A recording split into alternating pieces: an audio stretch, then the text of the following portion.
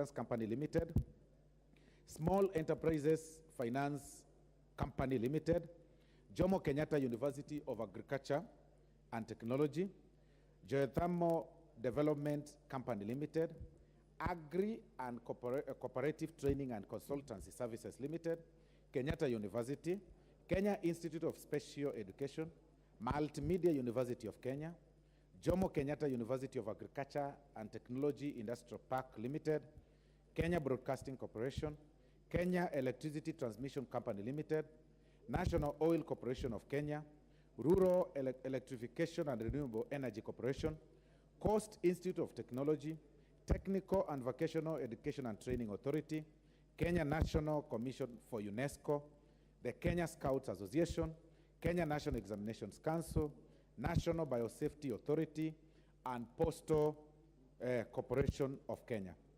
Honorable Speaker, there are reports of the Auditor General and financial statements in respect of the following constituencies for the year ended 30th June 2021 and the certificates therein.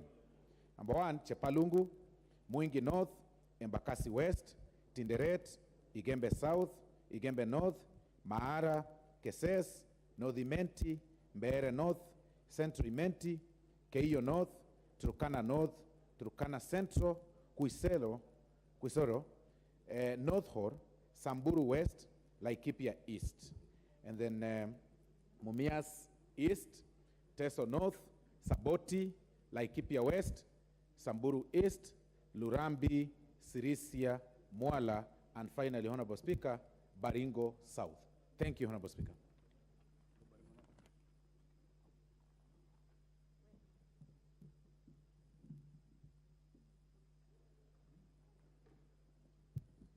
Order number 6, notices of motion. Order number 7, questions and statements.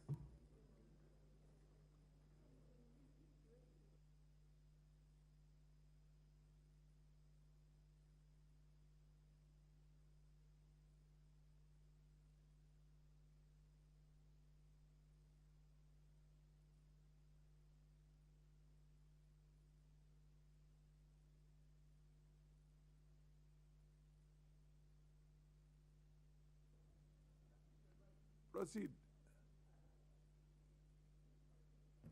What's wrong with your mic?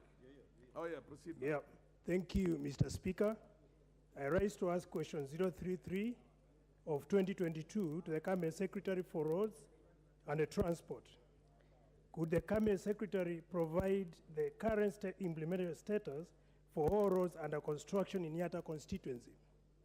Question number 2, could the Cabinet Secretary explain delays in the upgrading to bitumen standards of Katangi to Matu Road, Kidimani to Katangi Road, Dalani to Makuyu Road in Yatta constituency, considering the importance in enhancing the economic potential of the region? Thank you, Mr. Speaker.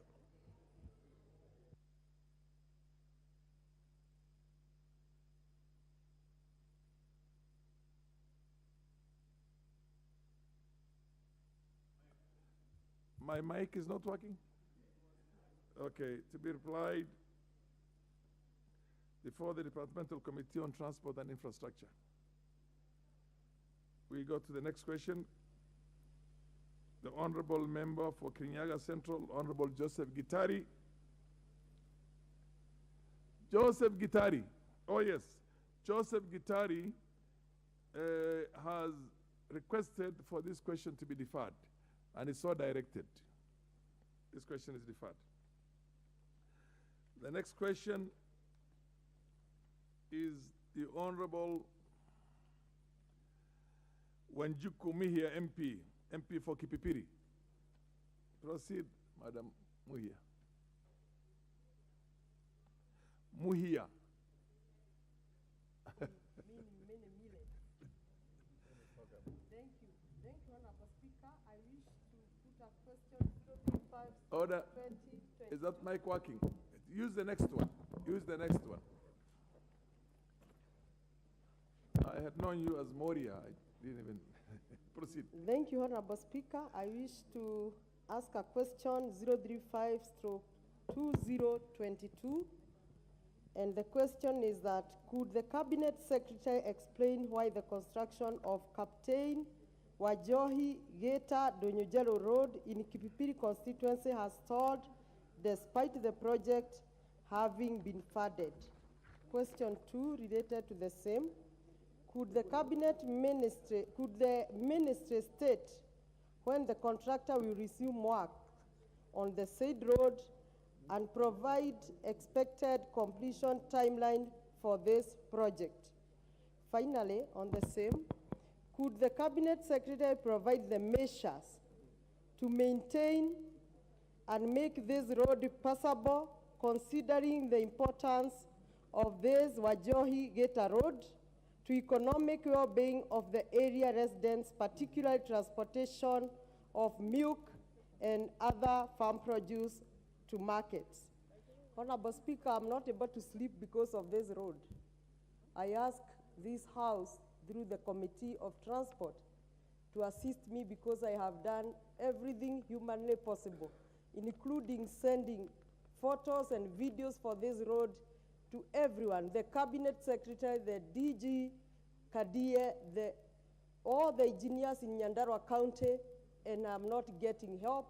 I'm only getting nightmares because even a sick person cannot be taken to the hospital. Thank you, Honorable Speaker.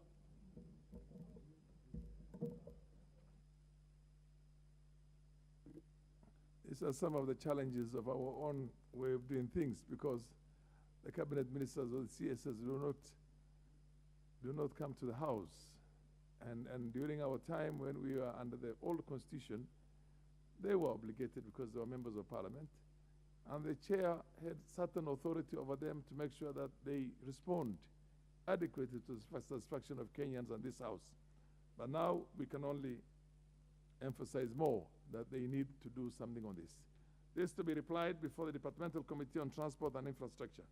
The next question, the Honorable Member for Maragua, Honorable Mary Wamaua. Thank you, Speaker. I like to ask you the following question to Cabinet Secretary for Cooperatives and Micro, Small and Medium Enterprise Development. One, could the Cabinet Secretary provide details on the current organizational structure, directorship? Order. What is the issue, Madam Muhia?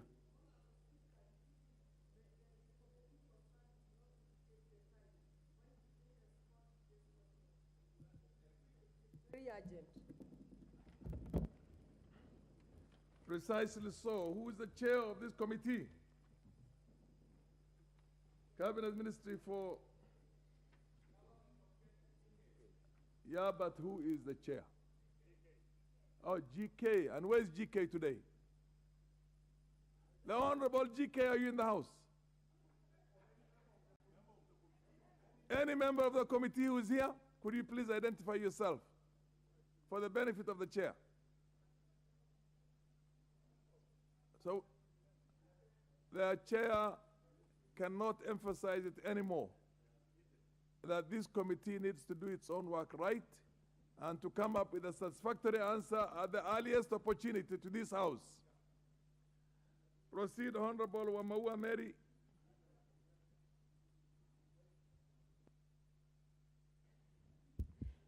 Thank you, Speaker. Let me repeat. Mr. Speaker, I like to ask you the following question from the Cabinet Secretary for Cooperatives, Micro, Small and Medium Enterprises Development. One, could the Cabinet Secretary provide details on the current organizational structure, directorship, membership and shareholders of the New Kenya Planters Cooperative Union, NKPCU Limited? Two, could the Cabinet Secretary explain the modus operandi of the new KPCU FAD? 2, 3, could the Cabinet Secretary explain the measures that the government is putting in place to provide affordable, sustainable, and accessible tele-advances to small-scale coffee growers? 4, could the Cabinet Secretary provide a status report regarding the defunct Kenya Planters Cooperative Union, popularly known NKPCU, including its establishment, registration, and the process of liquidation. Thank you, Mr. Speaker.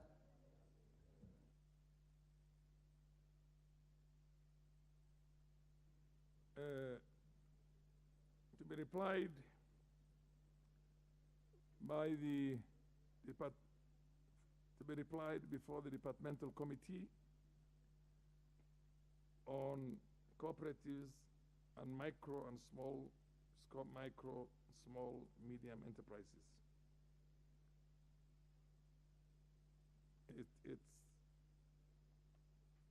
That's the committee. Is that the right title of the committee? Can you give me that one? This thing has got some issues. This thing is not showing. Yeah, to be replied before the departmental committee on trade, industry, and cooperative.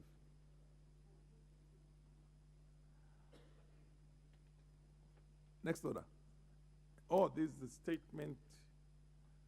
The Honorable Gonzirai has demanded a statement. Where is he? Here I am, Mr. Speaker. Proceed.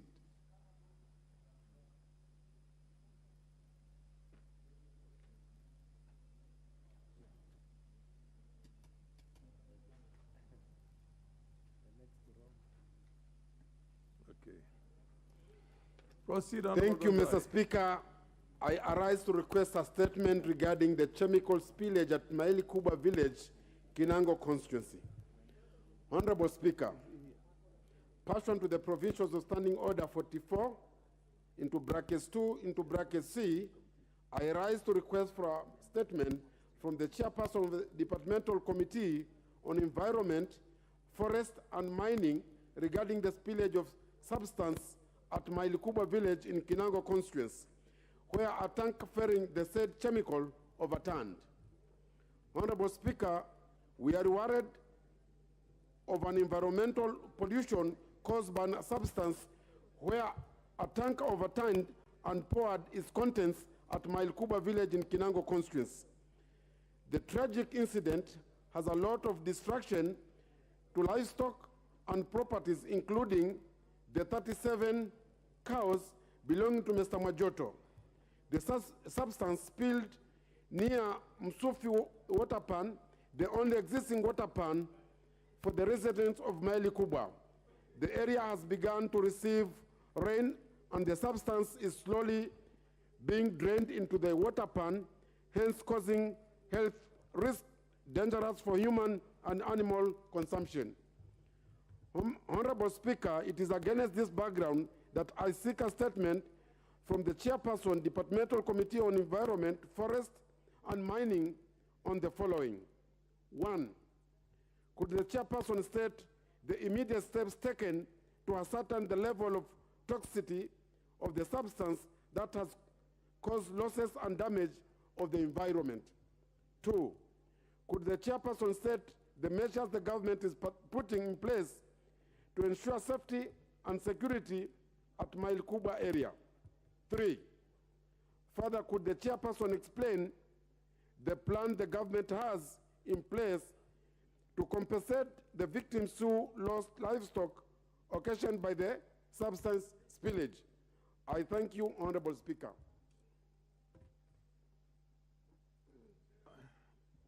Where is the chair or the Departmental Committee on Environment, Forestry and Mining? Who is the chair? And where is he? Chair of the Departmental Committee on Environment, Forestry and Mining.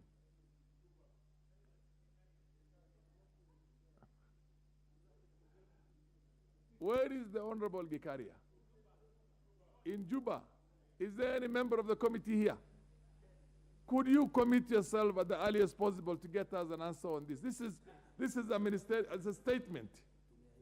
Ordinarily, you must have an answer within 48 hours unless the rules have changed. Have the rules changed? Okay, proceed. Thank you, Mr. Chair. I'm Honorable Beatrice Kemei on behalf of the chair. Give us 14 days and we will... 14 days? Yes. Ordinarily, it's supposed to be 48 hours. That's why it used to be called a question by private notice in the olden days. Am I right? Mr. Speaker, sir, the chair is Indisposed for the time being. Yes. But the system is there. Okay, In any case, you're going to get this answer not from the chair. It just comes in through the chair as a conduit, but there's a ministry involved. Can you go to the cabinet secretary and get us this answer at the very latest by Tuesday next week? Okay, thank you, Mr. Chair. Proceed. I comply. Thank you.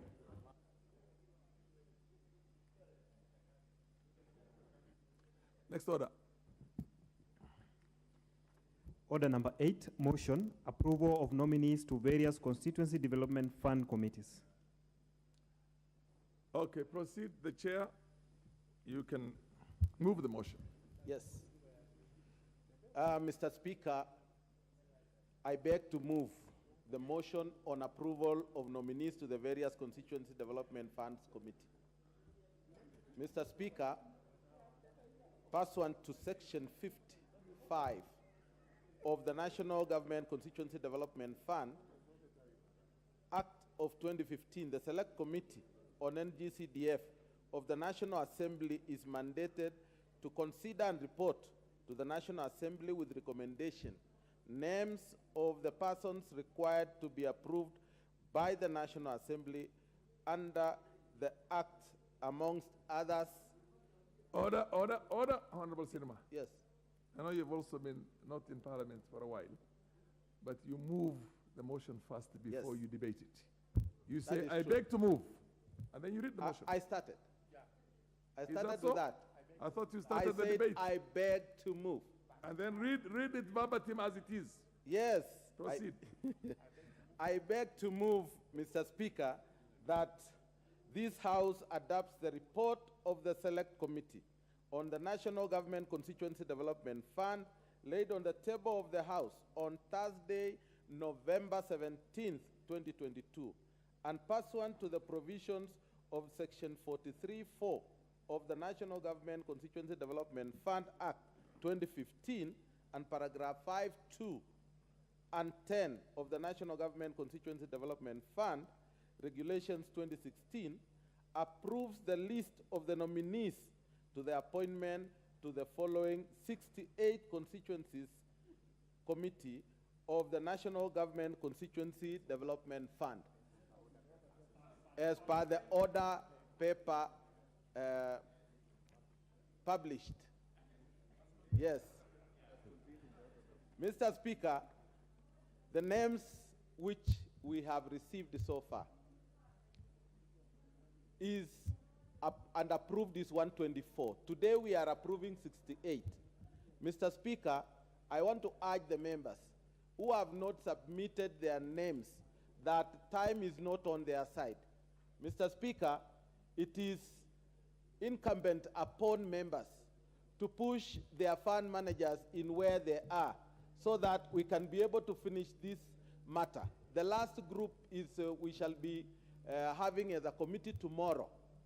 And if you miss on that, possibly you will wait for next year.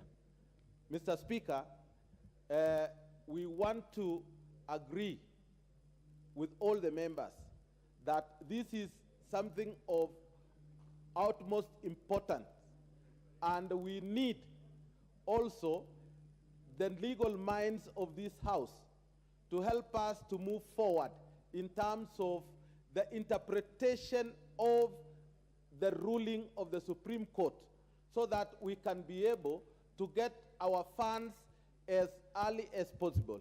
Mr. Speaker, we want the Jailer Committee and others so that everybody will be comfortable in this House. Mr. Speaker, since we have come all the way to the position we are, Kenyans cannot afford to do Harambes again, which is an old way of doing things, to build classes, to buy desks in schools, to be able to pay bursaries for our students or our pupils. We need this money, Mr. Speaker. And therefore, let us unite as a team in this House. And work out on an interpretation of this so that we can be able to access these funds to our constituencies. Mr. Speaker, sir, I beg to move. I am asking Honorable Chepkonga to second this motion. Thank you, Mr. Speaker. Mr. Speaker, I rise to second the motion that has been moved by the Honorable Sirma, the chairman of the NGCDF. Mr. Speaker, as you know, this is a very important tool in terms of development. It is in fact been recognized by the United Nations that development at the communal level, Mr. Speaker, is the engine that moves development in a country. And in fact, it's encouraging countries, Mr. Speaker, to devolve national resources to the constituencies, to the counties, Mr. Speaker. And this is one of them from the national government, Mr. Speaker. There is a misnomer that it is assumed that these are funds that are meant to be for counties, Mr. Speaker. It is not intended for counties, Mr. Speaker. This is purely for national government to develop infrastructural facilities in educational institutions. Mr. Speaker, I get very surprised when we hear people thinking that it is money that the members of parliament walk around in the constituencies, dishing them to whoever they like or their brokers, Mr. Speaker. That is a complete misnomer, Mr. Speaker. The ones of our brokers, Mr. Speaker, we have our own salaries. We spend our salaries, Mr. Speaker, on our brokers. We don't spend them on, we don't spend CDF on people that we may like. This is a community development process, Mr. Speaker. It is driven by public participation. The members of public participate in identifying the projects. In fact, Mr. Speaker, I am one of the stakeholders whom I am asked to identify what projects do you want to be funded in my constituency, Mr. Speaker. And if you hear, Mr. Speaker, people talking about NGCDF of 2015 having been declared unconstitutional, Mr. Speaker, we want to warn the mandarins in Treasury. They need to get their legal interpretation of the Supreme Court. The Supreme Court just mentioned about the NGCDF 2015 obiter, Mr. Speaker.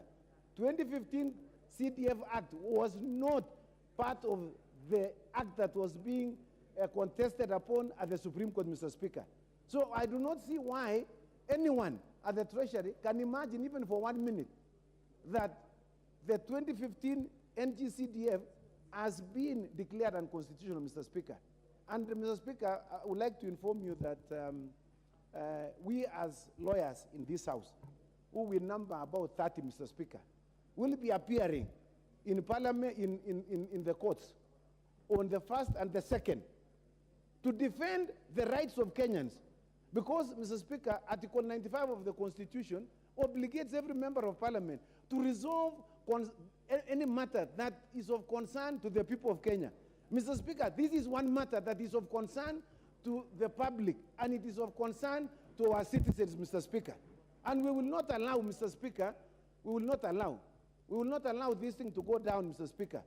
Mr. Speaker, if the judiciary are saying that we are implementing things that the executive are supposed to be implementing, in fact, we should start with the judiciary.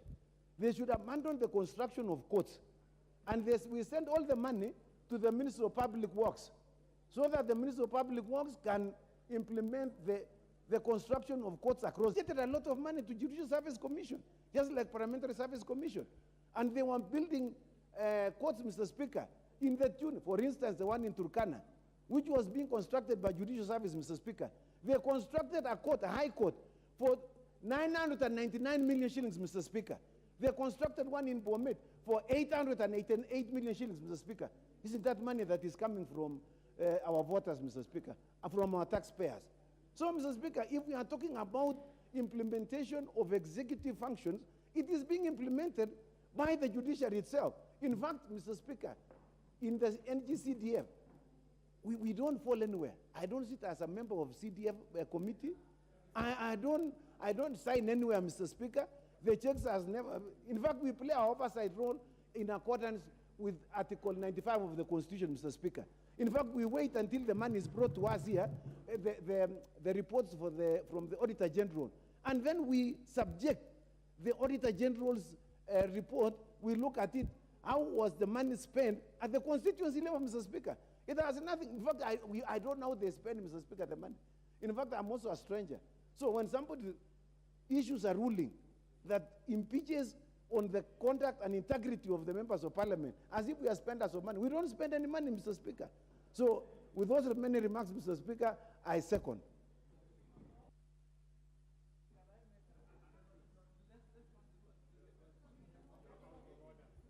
Order, order. Order, honorable members. The chair has to propose the question first. Propose the motion here. Honorable members, the chair proposes this question. Order, Honorable Junet. I wish now to propose the motion that this House adopts the report of the Select Committee on the National Government Constituency Development Fund laid on the table of the House on Thursday, November the 17th, 2022, and pursuant to the provisions of Section 43, subsection 4 of the National Government Constituency Development Fund Act of 2015 and paragraphs 5, 2, and 10 of the National Government Constituency Development Fund Regulations of 2016, approves the list of nominees for the appointment to the following 68 constituency committees of the National Government Constituency Development Fund. The list is as contained in the order paper of today.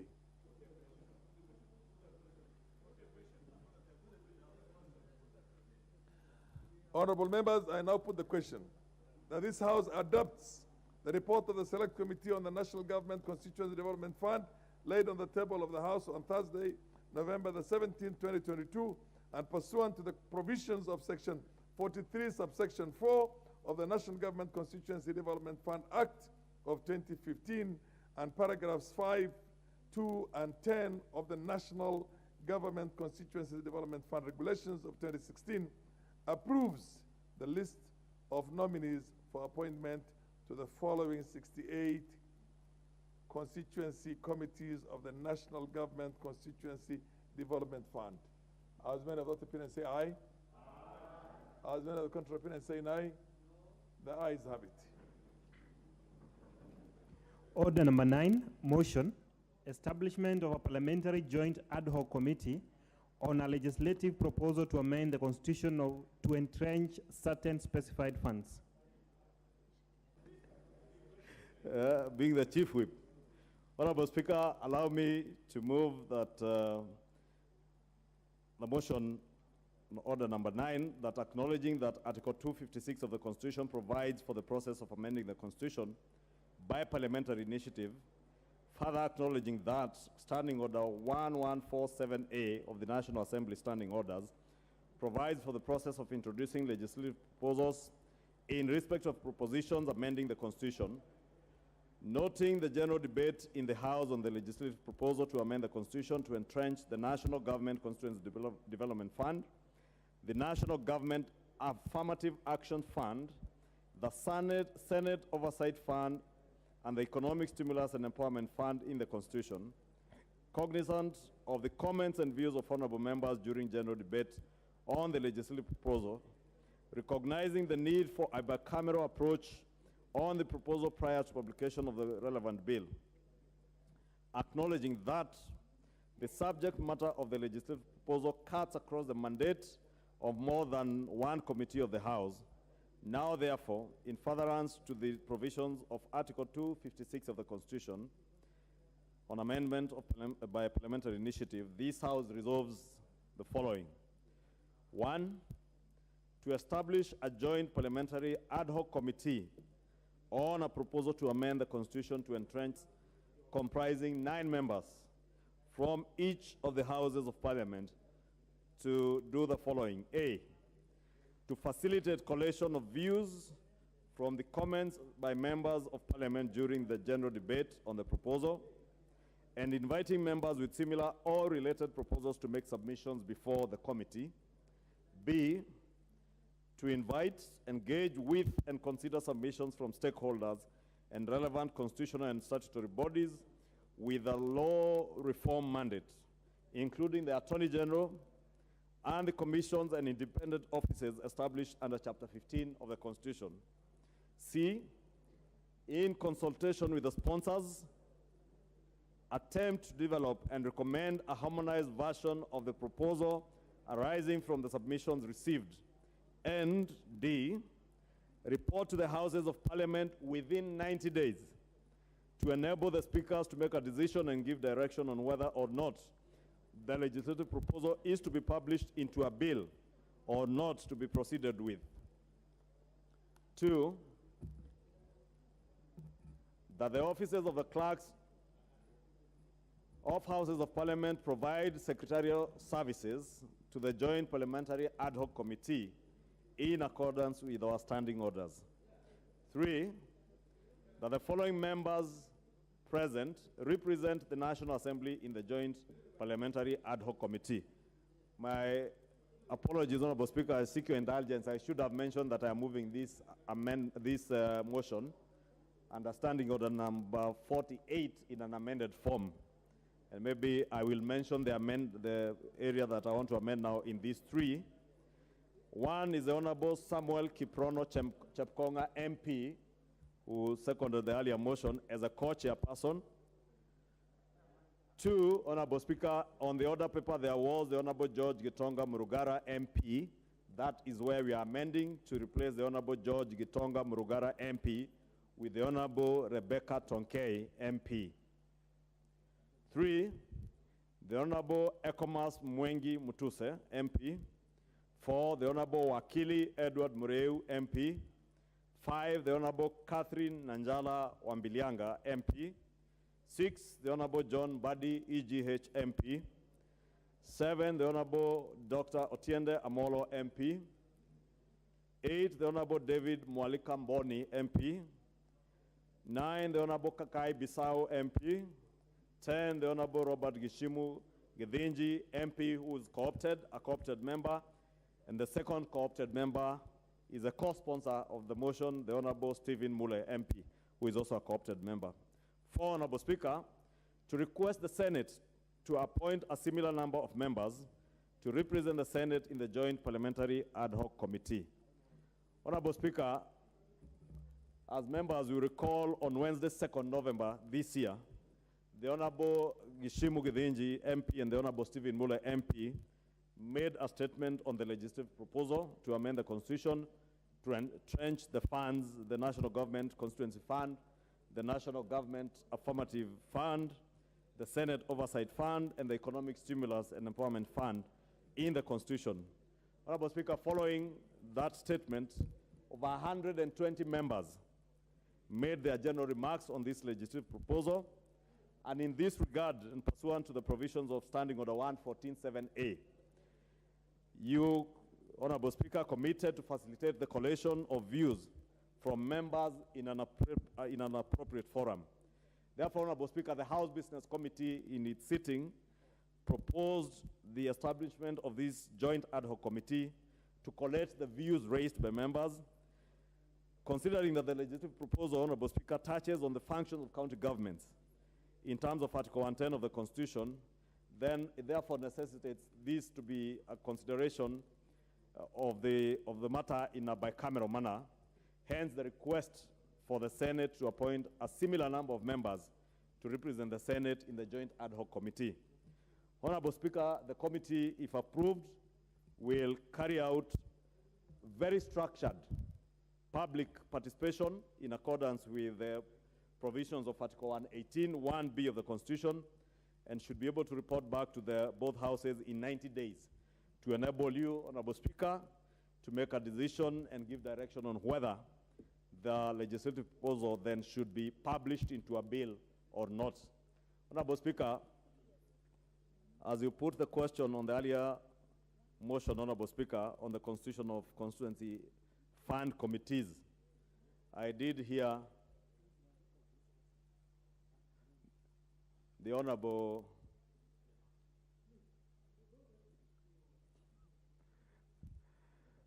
Honorable Speaker, if you can allow the leaders in the minority to consult and pass a note to me on the further amendment with your indulgence that they intend to make on the list, but also to encourage them to be doing these consultations earlier, not on the floor.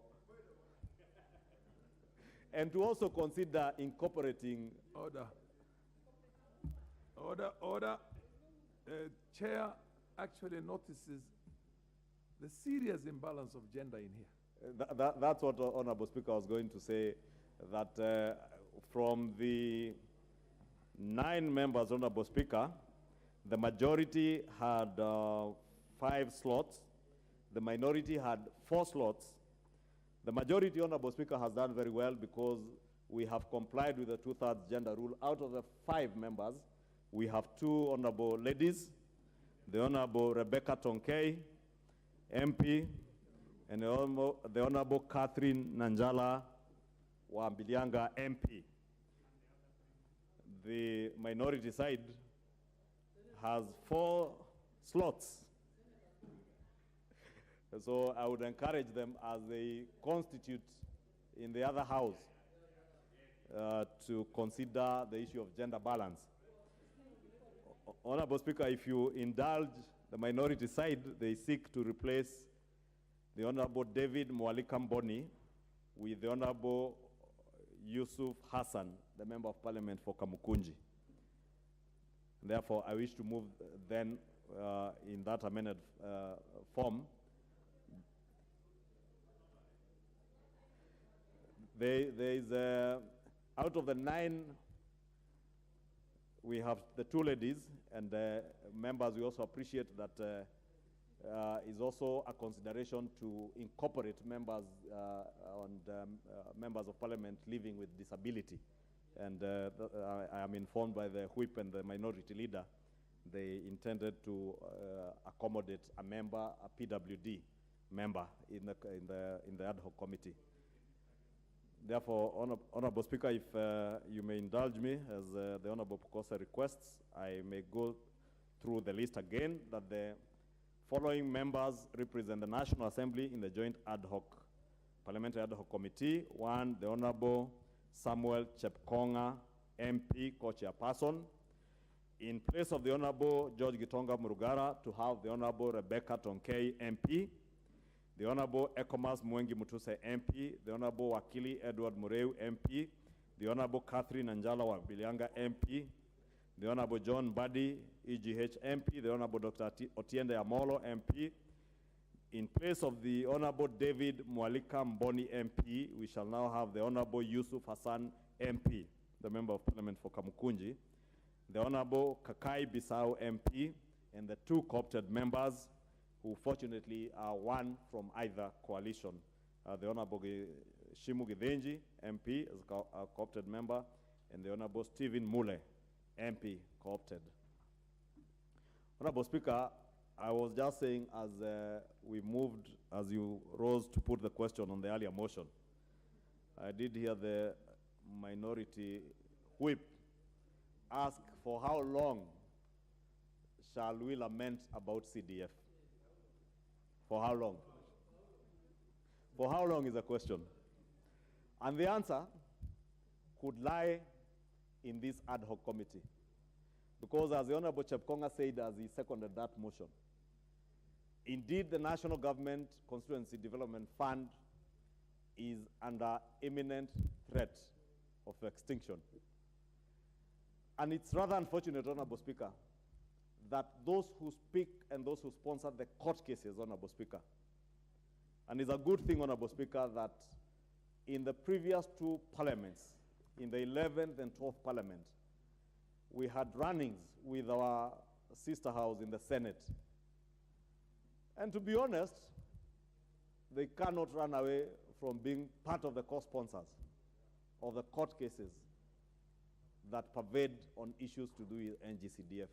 But I am glad, Honorable Speaker, that in this 13th Assembly, we have started off very well. And it is indeed laudable that even as a House Business Committee considered an ad hoc committee, recognizing that this matter also touches on counties, and there is also the Senate Oversight Fund that is envisaged to be incorporated into a constitution just like NGCDF, we are now having a joint ad hoc committee, a parliamentary joint ad hoc committee.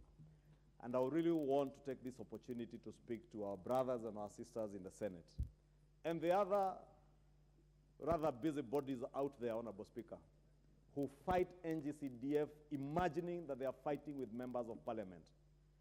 NGCDF, as we have all stated here, and I think that during the general debate on this proposal, members were very emphatic, that NGCDF has absolutely nothing and no benefit to the member of parliament.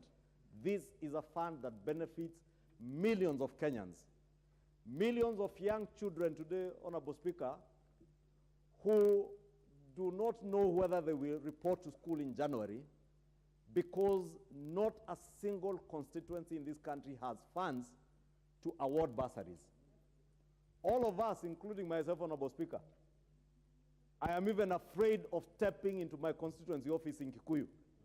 Every Monday in my constituency office, out of about 120 to 130 people who patronize that office, 105 in the last 1 month have been patronizing my constituency office looking for bursaries. I do not have the funds.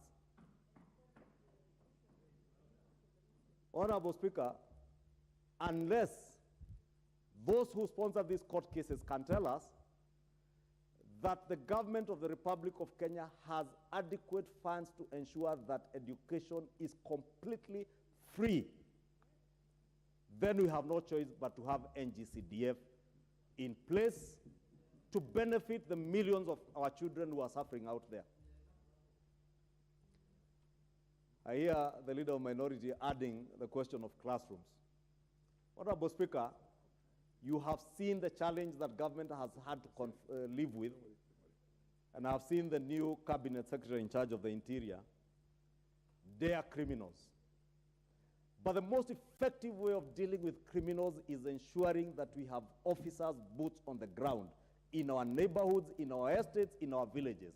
That cannot happen without NGCDF rolling out the construction of security police posts and police stations in our neighborhoods, Honorable Speaker. It is not enough to speak about police officers patrolling. You will make them patrol the streets of the CBD in the next few days. Unless the Member of Parliament for Kamukunji, the Honorable Yusuf, is able to construct police posts in Gikomba, in Majengo, and have officers reside within the communities where they are working, then the question of dealing with insecurity will just be talk for cabinet secretaries in office. They will threaten criminals. Criminals will hide in other places for a few days and reemerge the moment they don't see officers patrolling our streets. Therefore, I just want to tell them the most effective way to ensure that our people are secure is to ensure that you facilitate members of parliament to be able to identify the needs of the people in terms of security needs and be able to identify where NGCDF committees, together with the national government board, the NGCDF board, will construct police posts to ensure that all our neighborhoods are secure. Honorable Speaker, last parliament when I chaired the budget committee, we, together with the Honorable Julius Meli, we tried to implore on the Ministry of Education when they started the talk of doing CBC classrooms, that this process and this project was better rolled out under NGCDF, and there was a lot of resistance from the Ministry of Education. Today, Honorable Speaker, these members will tell you, in all our backyards, we have miniature classrooms because they are not standard classrooms, and members will bear me witness. The classrooms built apparently for junior secondary by the Ministry of Education under CS Magoha, they are actually junior classrooms. They are miniature classrooms. They are not standard classrooms. And the cost of building those classrooms, the cost is way above what members of the NGCDF committees utilize to construct standard classrooms. Honorable Speaker, The value of NGCDF is not just in construction of infrastructure for security and classrooms. It is the economic value that the public also derives from activities that come with construction of that infrastructure at the constituency level, Honorable Speaker. Because when contractors are procured by NGCDF committees, most of those contractors are local contractors. It is local labor that is deployed. When the ministry procures under a national framework people to build classrooms, they procure from Jogoo House in Nairobi, and they bring in foreigners to construct those classrooms. And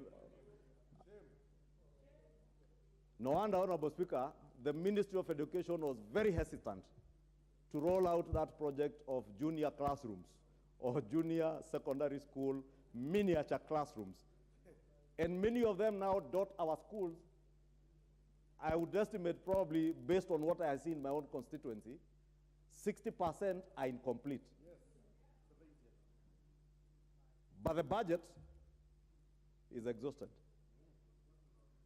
There is not a single NGCDF project you will find in my constituency, and I'll just give my constituency because I know my constituency better than any other, that you will find the budget is exhausted and the project is incomplete. In most cases, with NGCDF committees, because it is members of the public who are implementing these projects through their project management committees, they will complete projects and probably even have a saving that they then use to equip those classrooms. Therefore, I cannot underscore the value of NGCDF. And I say not to the member of parliament, but to the public and even to the country's economy. And that's what I was saying. When you implement these projects at the local level, you buy cement, you buy masonry, you buy sand, you procure local labor, and money is devolved, money is left at the local level, unlike when you roll out government projects at the national level. Therefore, Honorable Speaker, it is quite important that even as we compose and constitute this ad hoc committee, that they engage and engage positively with all stakeholders. I would encourage the public participation with this ad hoc committee not to be restricted to Parliament, Senate, and government agencies, but also to go down to the people in the villages. Get to hear from the people the value of NGCDF to them. Finally, Honorable Speaker, I have been very hesitant to speak to our judiciary from this floor. But allow me, Honorable Speaker, to speak to our judiciary, to also be sensitive to the needs and aspirations of the Kenyan people. We have witnessed the rollout of our devolution structures in this country over the last 10 years. But Kenyans will tell you they have seen the impact of CDF better than the impact of devolution in many of our counties and many of our constituents, Honorable Speaker. And therefore, I want to plead with the judiciary to also listen to the people, even as they listen to the busybodies and activists, many of whom are civil society activists who are doing this to get funding for their civil society organizations, Honorable Speaker. Honorable Speaker, let me not go into much more beyond that because of time. You can see my time is gone, and beg to move and ask members to support the constitution of this ad hoc committee and request the Honorable John Buddy, who is a member of this ad hoc committee, proposed member of this ad hoc committee, to second.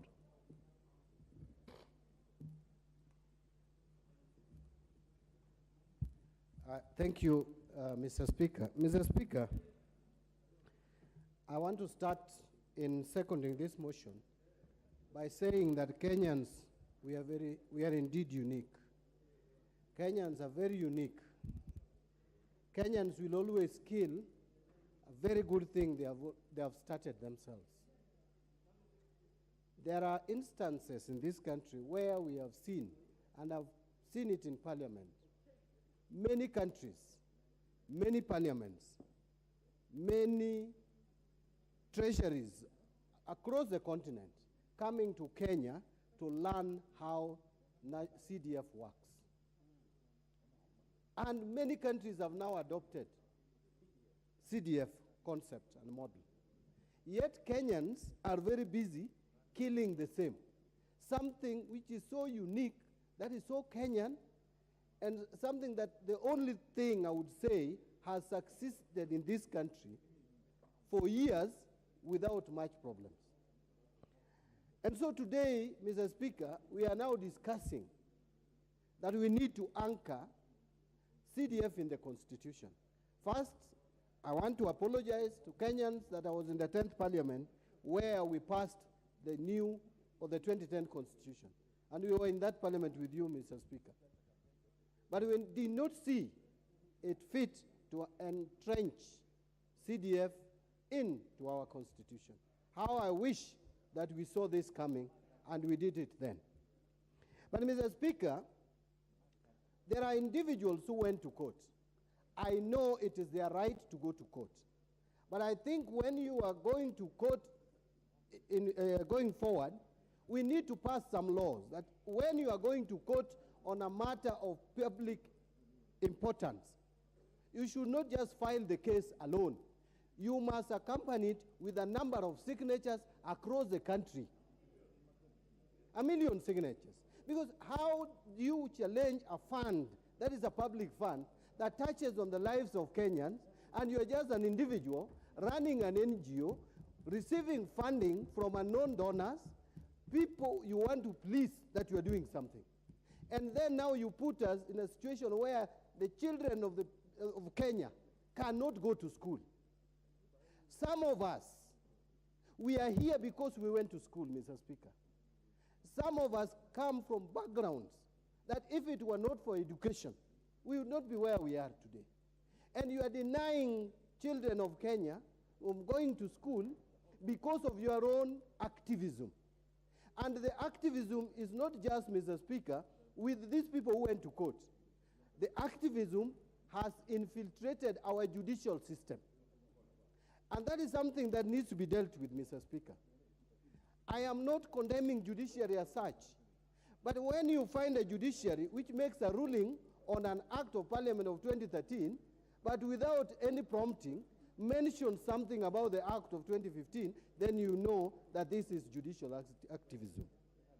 So, Mr. Speaker, I want to agree with Honorable Junet Mohammed that this House has lamented too much.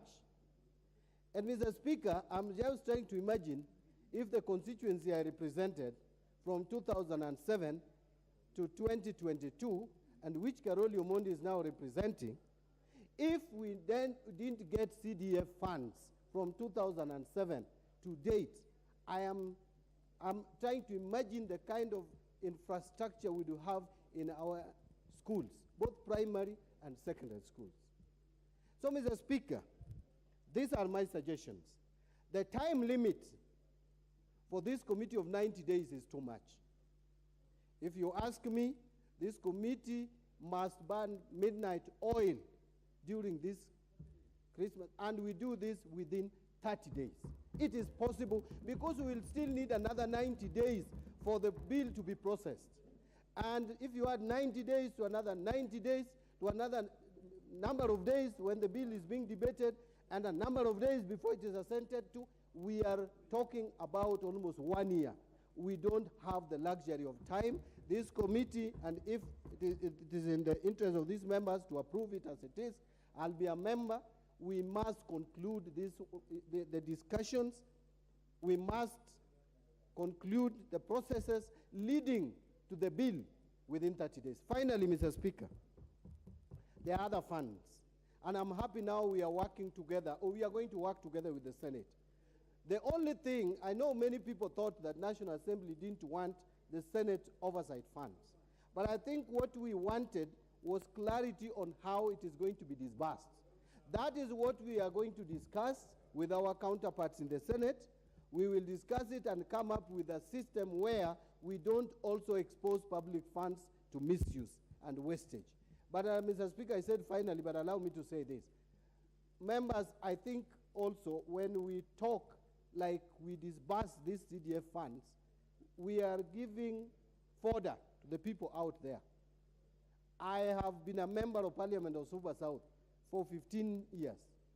And more particularly, for the last 10 years, Even the CDF check, I don't handle. The CDF disbursement is done by a committee from the board to the committee to another committee called Project Management Committee to the project itself. The only role a member of parliament would play is to go and witness whether the proposals that were made have actually been implemented. And that is the only role which you do under Article 95 of oversighting, which is perfectly resident in this house and no any other house. And so if there is another person out there who is saying that we are conflicted in our role, that is somebody who does not understand the role of a member of parliament. Thank you, Mr. Speaker, and I second this motion and support that this is a matter that must be dealt with urgently. Thank you very much. I notice there are many members who would want to contribute on this thing, but the rules are very clear. The motion is proposed, it is seconded, and the question is proposed. The motion again the question is proposed by the speaker. But order, honorable members. Honorable members, you realize that the speaker represents a constituency. And primarily because he represents a constituency and he's also in the same predicament, he has bent the rules a little bit to allow this substance and eloquence, attendant eloquence to come out. But let me now take you back. I might have to disappoint you a bit. Honorable members, Standing Order number 259C says, ad hoc committees. A member may, subject to the approval of the House Business Committee, move a motion proposing establishment of an ad hoc committee on a specific and exceptional subject not under active consideration by a committee of the House. Fair enough. 2, a motion under this standing order shall indicate the proposed name of the committee, which you have already done, outline the proposed mandate of the committee and the exceptional nature of the subject to be considered, and C, indicate the proposed membership and leadership of the committee, which you have already done. The mover of a motion under this standing order shall ensure A, the proposed membership of the committee reflects the relative majorities of the seats held by each of the parliamentary parties in the National Assembly and takes into account the interests of parties other than parliamentary parties and independents.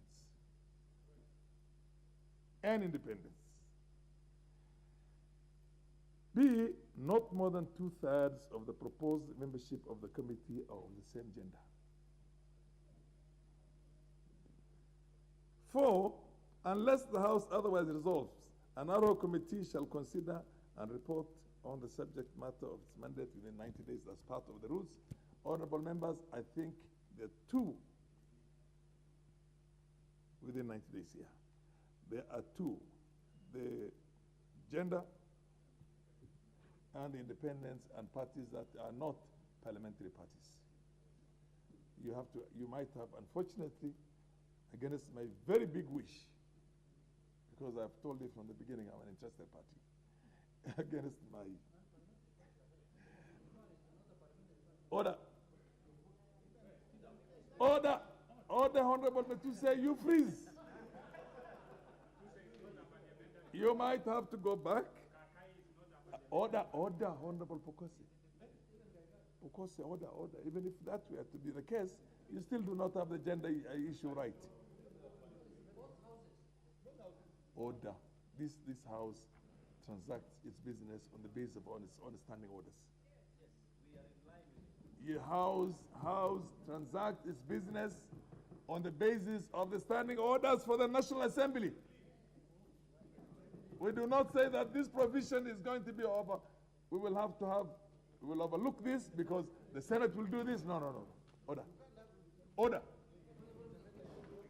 The chair is on his feet. The Honorable Jeanette, you can scratch your hand, but wait until I sit down. Scratch your head. Honorable members, against my very wish, because of interested nature of all of us, I'm one of those people who are going to suffer very hard. To give you just one small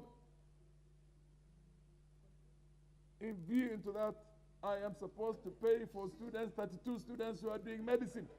And you can understand that. And I don't have the CDF. Order. What did you say? Order. I didn't see it. Under the circumstances, I think the Honorable Ichungwa Kimani, the majority leader, you might have to go back, do a very clean job, and bring this business at the order. You can move an amendment to the motion. Somebody can move an amendment to the motion, yes. Yes, what's your point of order?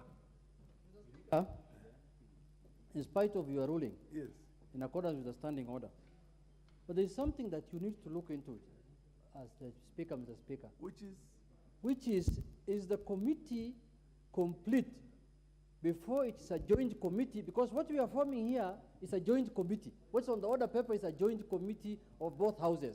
This chair, order. Mr. Speaker, before you conclude, Mr. Speaker, I was saying that will you look at the gender issue in totality of the committee from both houses or from one house? What happens if the other house brings six honorable members from the other gender?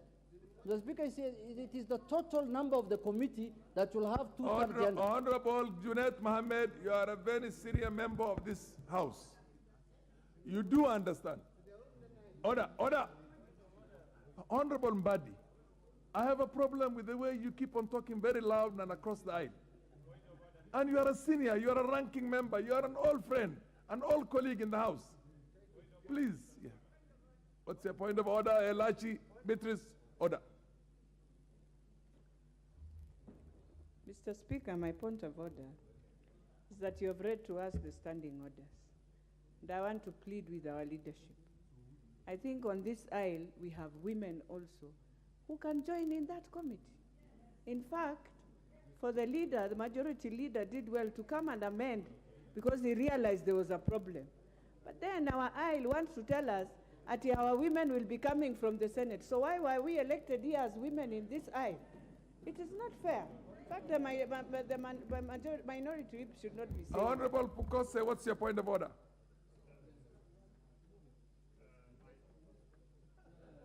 Honorable Pukose, yes. Thank you, Mr. Speaker.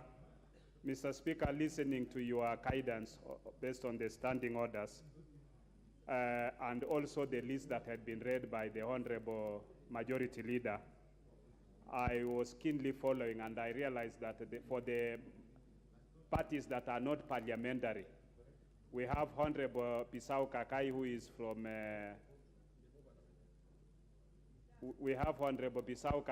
from the DAP Kenya, which is not a parliamentary party. We also have the honorable member. What will you do about the gender issue? I think that is where now we need to sort. So the point is, regardless of, in its entirety, the chair, order, honorable members. Please, let's listen to one another. So I think we can only consult on the There is gender. no, order, honorable, Yes. because I've Okay, heard you, the thank chair has heard you. The chair or the Parliament National Assembly cannot transact its business and contravene its own standing orders in the hope another house. If that has got to be done jointly, then it must have come the way the Parliamentary Service Commission came. When you have the list of the senators here with us, the way they were brought, and they can all be, in both cases, approved by this house and the other house too. Now that that has not happened, order, honorable members, where is the majority leader? Yes, can I allow you your point of order? Yes, the lady. Order. There has to be a gender balance. Okay. Yes, the honorable member. Thank you, Mr. Speaker. You have clearly pronounced yourself as the Speaker of this House that in line with our standing orders, yes, the proposed committee, whether joint or standing committee, requires that we include both gender. And therefore, Mr. Speaker, I am very excited that you have seen it wise to raise this issue, because this is an issue that has been rolling in this House. We have had a lot of processes happening in this House where women are ignored.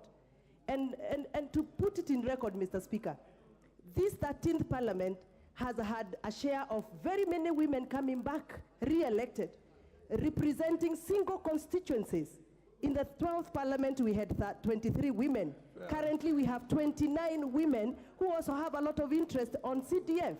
And therefore, if there is any committee that is going to be done to address matters on CDF, women must be 100% included. And we therefore support you, Mr. Speaker. Let us abide by the standing order and let us go the way the parliamentary procedures are supposed to be handled. Thank you. Order, Honorable Member for Nyando. The Honorable Member for Nyando. The Honorable gracious lady next to Honorable Makilap. I don't know your name, but I notice you. What's your point of order? Thank you, Mr. Speaker. My name is Beatrice Kemei, County MB Kericho. I stand to appreciate what you have seen, Mr. Speaker, sir. I'm wondering, is it in order for the leader of majority to tell us that the two-third gender rule here applies because he's actually trying to replace the place of women with people living with disability, from what he said. I would imagine even people living with disability would also replace the other gender. So I want to really appreciate the fact that the standing order has guided us through you, Mr. Speaker. Thank you. Order, honorable members, you can rest assured. Order. You can rest assured that this chair will never put this question unless the motion itself, one way or the other, conforms to the standing orders. Honorable Ichungwa, proceed. Thank you, Honorable Speaker, and let me also thank you for jogging the House to the provisions of Standing Order 259, because we are a house of procedures and records, and it's only fair that we follow our own rules and procedures. And pursuant. Honorable Speaker, pursuant to Standing Order 48, Honorable Speaker, I then seek to make the following amendment, Honorable Speaker, that on item number 3, Honorable Kimani Ichungwa, my presumption is that you want to conform to the standing orders of the House. Yes. Can I now give you the best way to do it? I will propose the question. You get my point? Then you move, because the motion has already been moved and seconded. I will propose the motion. And then you can do the amendment. Okay. Is that okay? That's okay. Are we in agreement? Okay, let me now do that.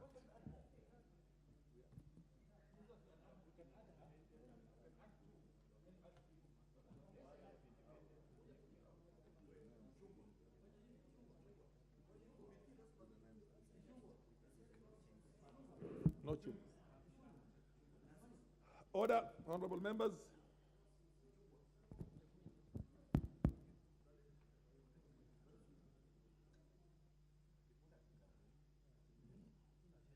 Honorable members, the chair proposes the question. That acknowledging that Article 256 of the Constitution provides for the process of amending the Constitution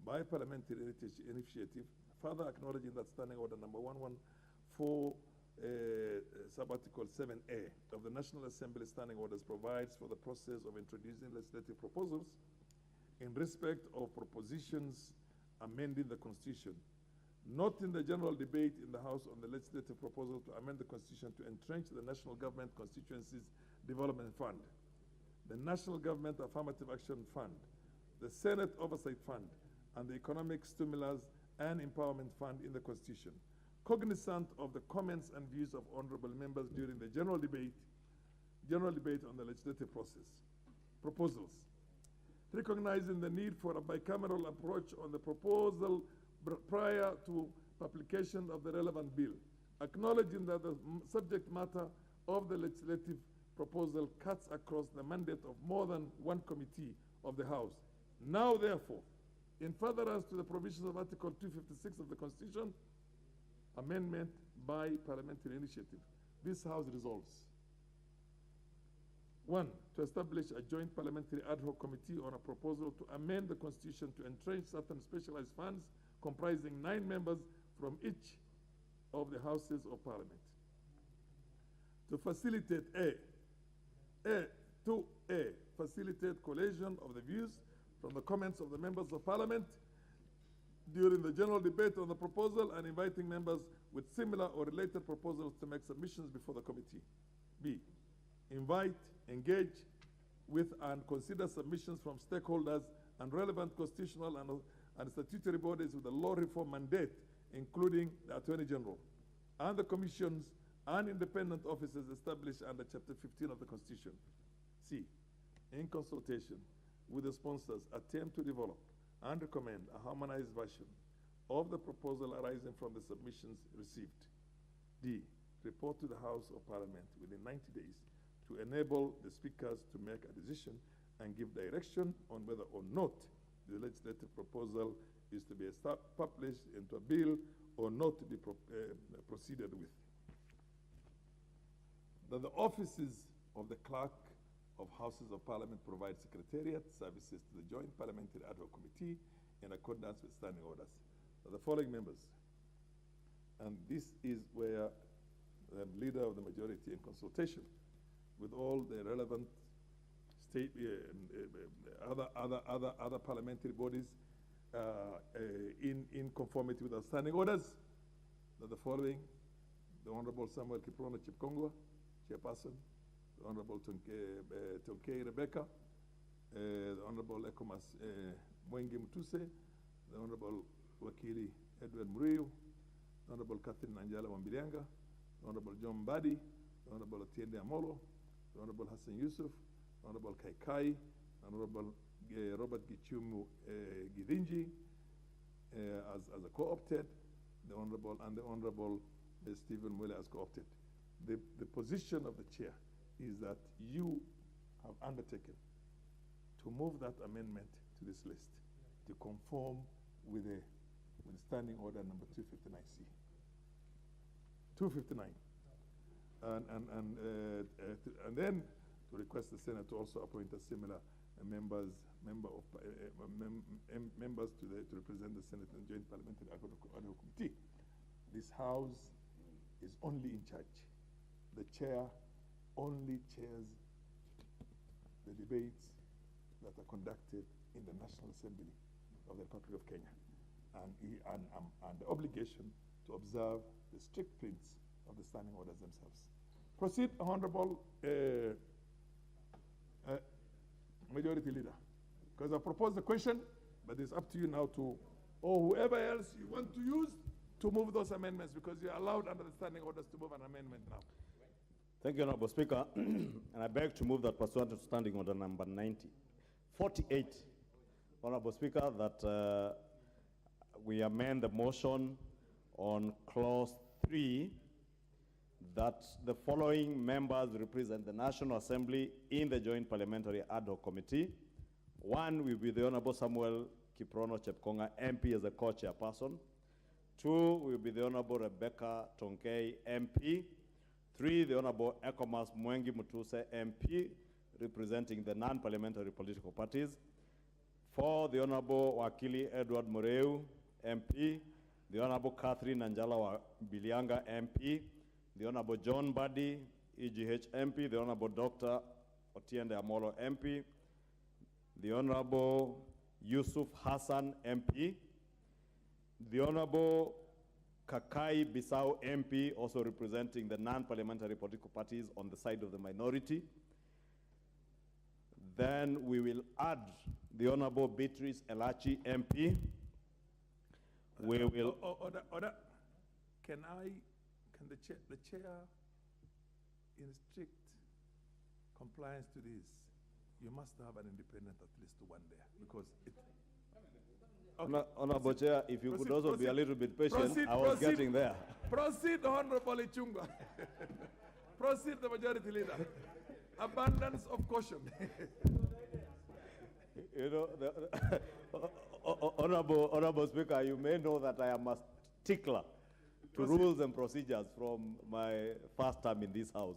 And therefore, I did indicate indeed, Honorable Speaker, that besides the issue of gender and the non-parliamentary political parties, we also obligated in line with our own standing orders to have an independent member. Yes. And the 11th member of this committee shall be, if approved, the Honorable Timothy Kipchumba Toroitich, who represents the independents in this particular ad hoc committee, and of course now the two co-opted members. With that, Honorable Speaker, I beg then to move that amendment and request the Honorable... You have already moved it, so now it's for general debate. Yeah, Honorable Speaker, now as amended, it duly complies with our standing orders. We have very good gender representation, but I really want to speak to my colleagues in the minority to ensure that they always incorporate members from the to comply with the 2/3 gender rule, and also to accommodate independents. I am glad they had indeed accommodated the non-parliamentary political parties, just like we had done on our side. And we have also now accommodated the independents on our side, and that caters for even the minority side. And with that, I beg to move, Honorable Speaker.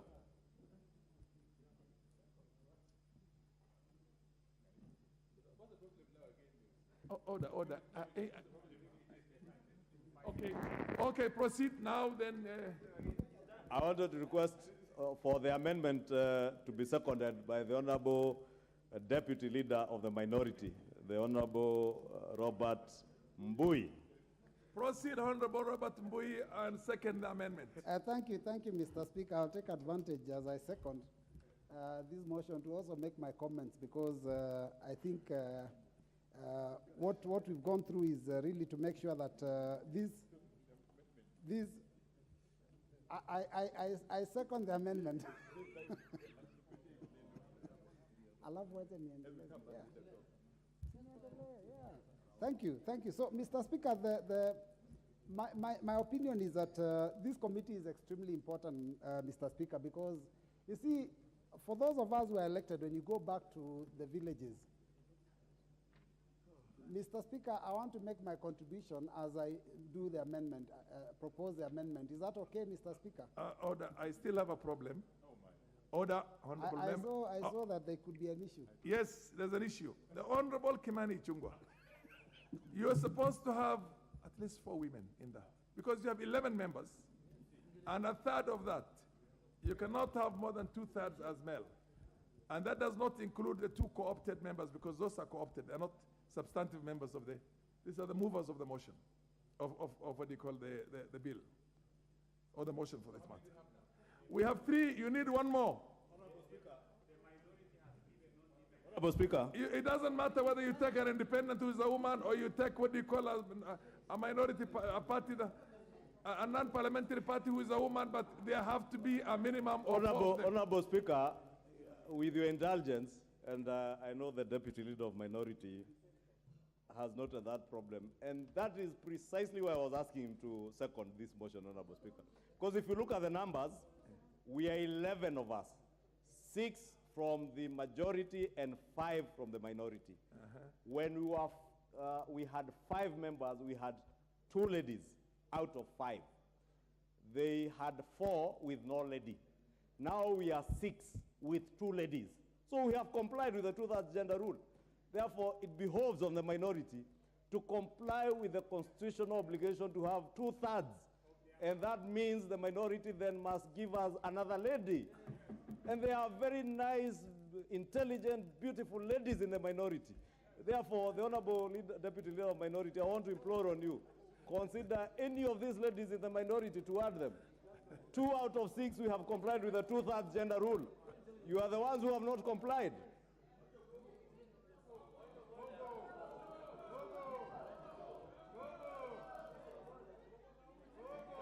What's your point?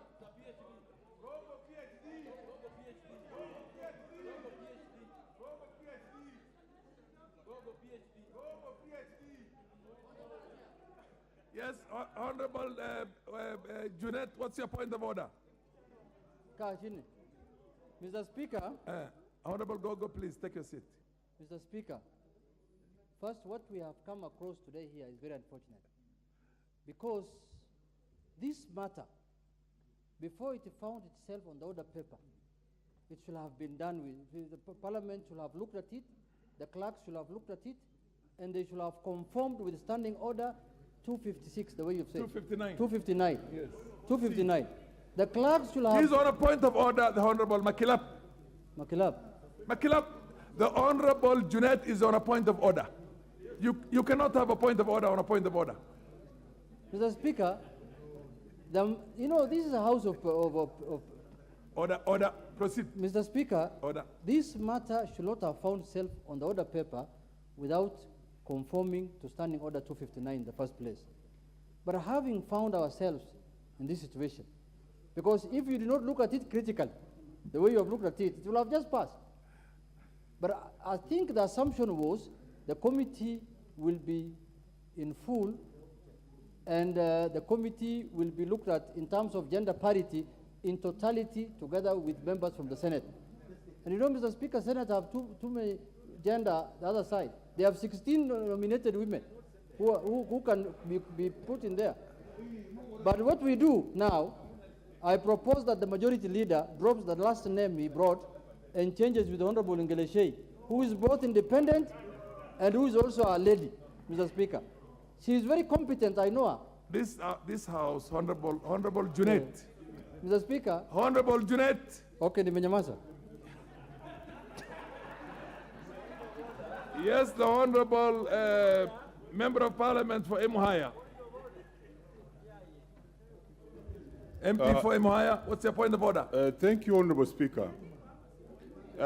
Notwithstanding everything that has been said by Honorable Junet on the fact that we should have never found ourselves where we are, I want to beseech the leadership led by the leader of majority, and together with the leadership of minority as they consult, to make sure that the requisite amendments that you have actually asked as per our standing orders be achieved, because the matter we are dealing with is of grave importance, and we cannot afford to ping-pong with each other over who to be there, except reach the required threshold of our own standing orders.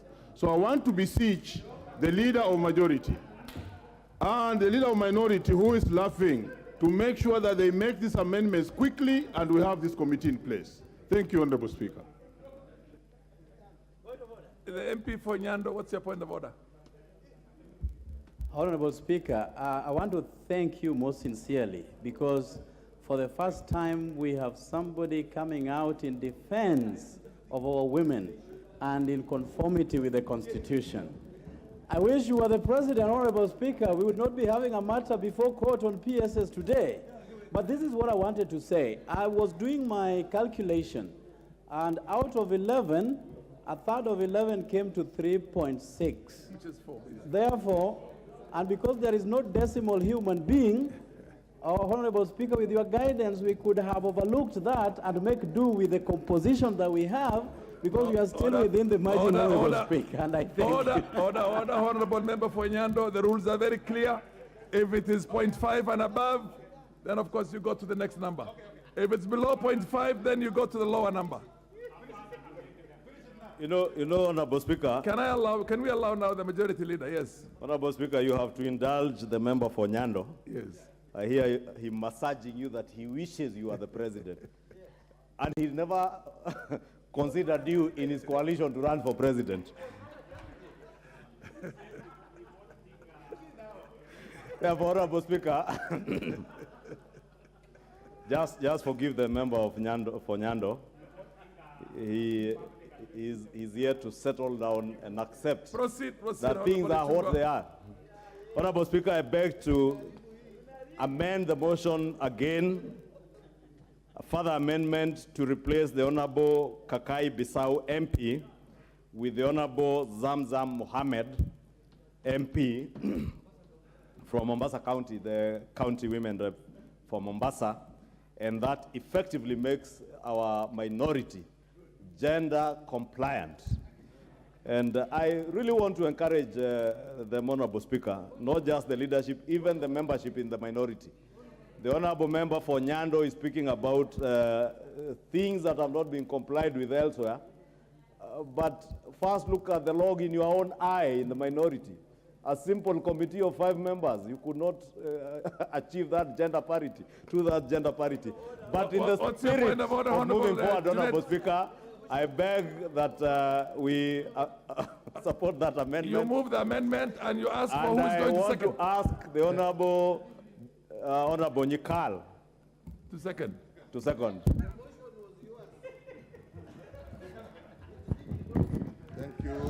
Thank you, Mr. Speaker. I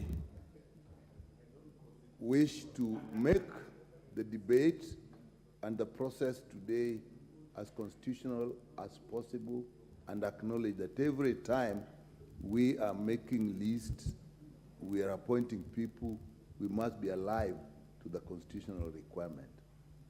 Mr. Speaker, I therefore second that I hope you will give me time to make further contributions on the motion as amended. But now I second the amendment. Honorable Nyikal, now that you have seconded the motion, I don't think you'll have another opportunity again to contribute to the In that motion. case, Mr. So proceed with your contribution. So, Mr. Speaker, now that I've seconded, Mr. Speaker, I wish to proceed. Mr. Speaker, Article 95 gives members of parliament the authority to deliberate on matters that affect the people of this country. The issue at hand is one such matter. Kenyans across the country, Mr. Speaker, appreciate, acknowledge that CDF is the most cost-effective fund. You look at the classrooms that we do compared to the classrooms that are done with other funds. The cost difference is huge. The quality is better. The size is bigger. Mr. Speaker, people acknowledge that this is most accessible fund. Mr. Speaker, a classroom burns, a toilet sinks, and within a week the CDF chair, Mr. Speaker, there is the project management committee has funds and is proceeding to get the building done or the toilet done. Which other fund responds to the people like that? They realize this is the most responsive fund. In terms of bursary, people walk to the chair of the CDF committee, to the fund manager, when there are problems of bursary, when there are problems of security, as our colleagues said. We cannot have security without the policemen having police lines, having offices. Most chiefs, Mr. Speaker, are using their houses as offices. So, Mr. Speaker, we cannot change what is helping people and stop it because of the law. I think we must now change the law to provide what the people need, Mr. Speaker. The man is not made for law, law is made for man. We must, Mr. Speaker, look at the CDF model as perhaps the best model. The people accept it. It is cost effective. Why can't we use this as a model to use all other funds, whether they are county funds or whether they are national government funds? Instead of trying to kill it, use a model that works. But Mr. Speaker, as I end, I know this process will take us at least 1 month. But Mr. Speaker, we cannot, this House cannot go into recess without the funds being disbursed. And therefore, Mr. Speaker, and I would like Mr. Speaker to hear this. Mr. Speaker, I would like you to hear this. As I end, this process will take a month at least, but we cannot go into recess without money being disbursed. To that end, Mr. Speaker, I'm proposing that we must have a Kamkunji with the Minister for Finance, with the Attorney General, with the Cabinet Secretary for Finance and the Attorney General as early as possible before we go into recess, so that members can express and the Cabinet Secretary and the Attorney General can appreciate. And you know, Mr. Speaker, sometimes these views that we make, they do determine what happens elsewhere. So I'm proposing once again, we must have a Kamkunji to discuss this matter with the Cabinet Secretary from the Treasury and with the Attorney General. The process we support, let it go on, but we must have a Kamkunji, and I'm imploring you, Mr. Speaker, that the Kamkunji is within the powers of the Speaker. Let that be done before we go into recess. Thank you, Mr. Speaker. Order, honorable members. Honorable members. Honorable members.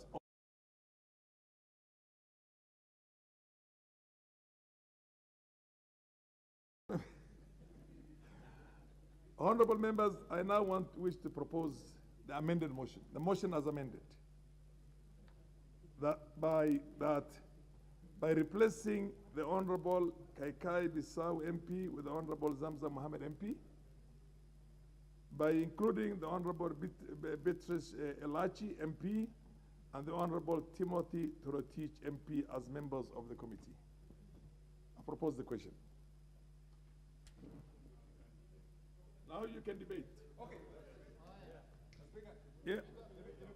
Oh, Honorable Wandai, you have always been the minority leader. Yes, proceed.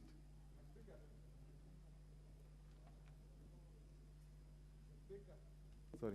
Proceed. Mr. Speaker, after the back and forth, I'm now happy that we are back on track with this motion, which is extremely important, Mr. Speaker. Mr. Speaker, this is a motion that I foresee leading us to the first amendment to the Constitution of Kenya 2010. And therefore, its place in history is so crucial, so important.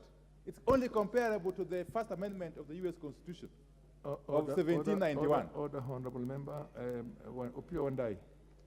Talk to the amendment and talk to the motion. Yes, speak to the motion and speak to the amendment. Okay, yeah. I'll speak to both. Yes. Okay, thank you. Mr. Speaker, I am just trying to liken this situation that we find ourselves in to the events that unfolded after the promulgation of the U.S. Constitution in Philadelphia in 1786. 4 years later, Mr. Speaker, in 1791, there was the First Amendment that introduced liberties, civil liberties, freedom of expression, freedom of movement, freedom of association, free religion, Mr. Speaker. The First Amendment to the Kenyan Constitution is likely to bring freedom of economic empowerment, Mr. Speaker, of the people of the Republic. Honorable Wandai. Yes, Mr. Speaker. This motion is amended. As amended. When you carry the amendment, it's not been carried yet. I haven't put in the question for the amendment. When the motion itself is carried, the amended motion is carried, okay, then you contribute on the amended motion. But first of all, it has to be carried. Okay. Mr. Speaker, therefore, can I give you a chance to propose to put the question on the amendment? Yes. Yeah, that's the point. So that we can proceed, yes. That's the point.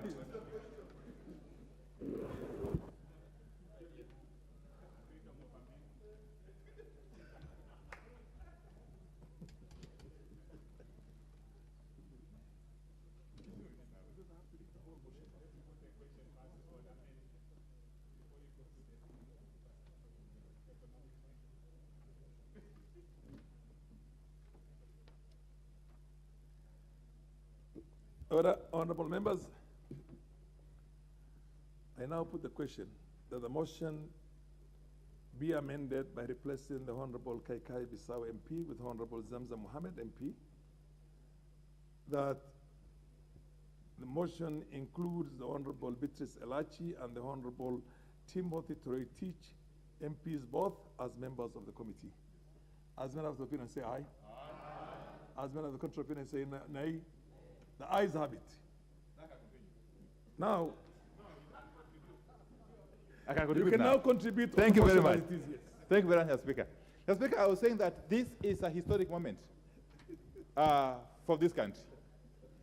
That today we are passing a motion to create an ad hoc committee that is going to midwife the first amendment to the Constitution of Kenya 2010. It's a situation which I'm likening to what happened in the United States of America.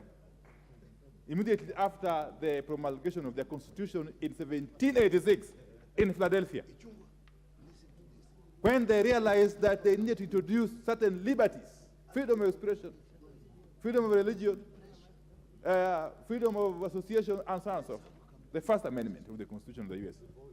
This First Amendment to the Kenyan Constitution is going to be about economic freedoms. Economic freedoms, Mr. Speaker. That for the first time we are going to have the NGCDF, among other funds, entrenched in the Constitution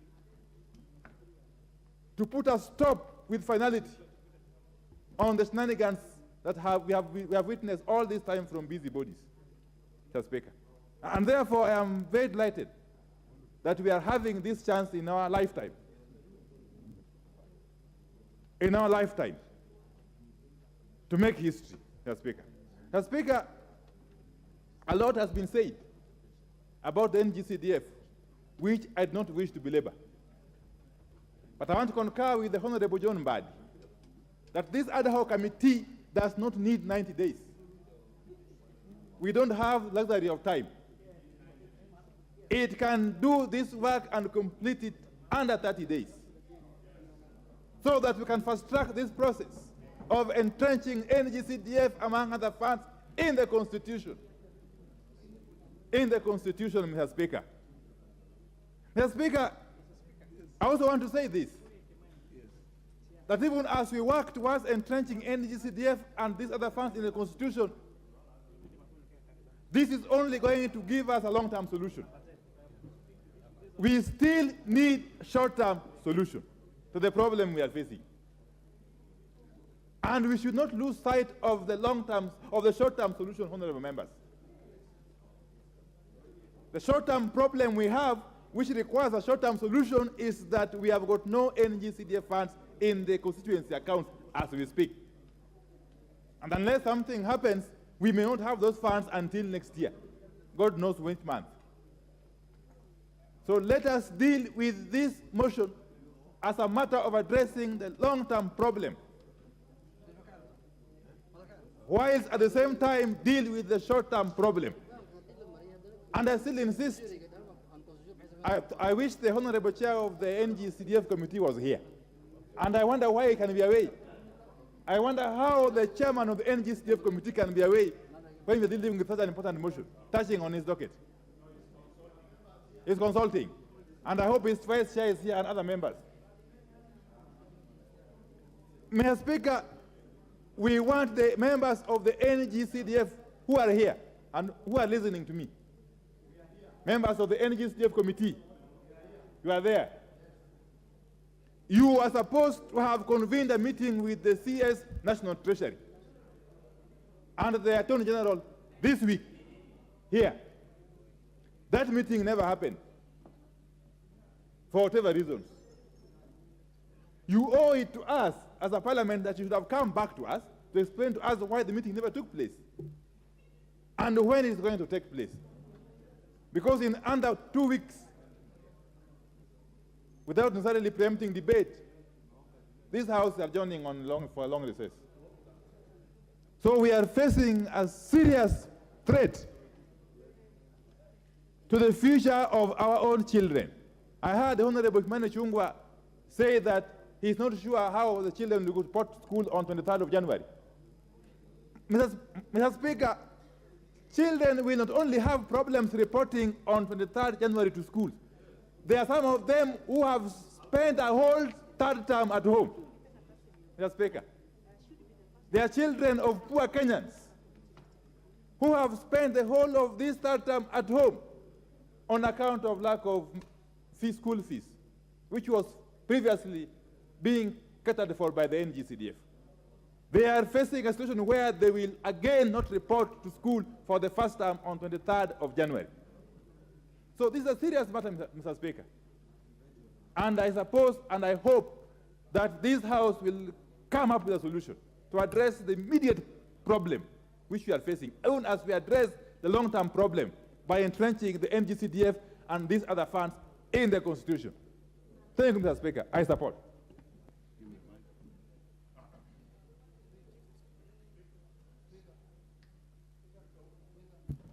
Very well, Leader of Minority. Let's have Honorable Junet. I'll be very short. Mr. Speaker, first I want to thank the Leader of Majority for bringing this important motion so that we can dispense off with this issue of the CDF. Mr. Speaker, this issue of CDF has been occurring as a problem in all the parliaments that I served. Last parliament, Mr. Speaker, we've been having a problem with the issue of CDF. The other parliament, we also had an issue with CDF. And Mr. Speaker, the parliament has made attempts several times to align the CDF with the Constitution, especially after the new Constitution. Attempts were made, and this parliament passed laws that they thought and they believed that CDF now is aligned with the new Constitution. But Mr. Speaker, for strange reasons, I call them strange, very strange reasons, the judiciary found that the CDF is unconstitutional. My only worry is this, Mr. Speaker. I don't want Parliament to go to and engage itself in an exercise in futility. What happens in a situation where this committee goes to all the villages in Kenya, collects the relevant information from the people, and then we enact as Parliament an act of Parliament that now makes CDF constitutional. And then the same people go back to court and again declare the same act unconstitutional, Mr. Speaker, because I foresee it happening. Because this war on CDF, the way I see it, is not legal. This war on CDF has got other things. This war, Mr. Speaker, my thoughts are, Mr. Speaker, this war on CDF does not look legal. This war on CDF looks extra legal, Mr. Speaker. Mr. Speaker, this is a fund that has benefited many Kenyans. Many parents have taken their children through school, through secondary school and university using CDF. Classrooms were built in many schools. Police stations were constructed, Mr. Speaker. And all those things are on the ground for people to see. So what makes a Kenyan in his own senses, in his normal sense, to go to court so that CDF can be abolished? Mr. Speaker, some of the reasons you will be given is that, oh, now we have devolution. We don't need CDF. Mr. Speaker, we have been having CDF, I mean devolution now for the last 10 years in this country. What lives have devolution changed, Mr. Speaker? Devolution has only devolved corruption. Kenyans are suffering. People are crying in all counties. No change in the lives of the people. Mr. Speaker, devolution has not changed the life of Kenyans, unless I'm talking about members. I'm sure you'll agree with me that devolution has not changed the lives of Kenyans, Mr. Speaker.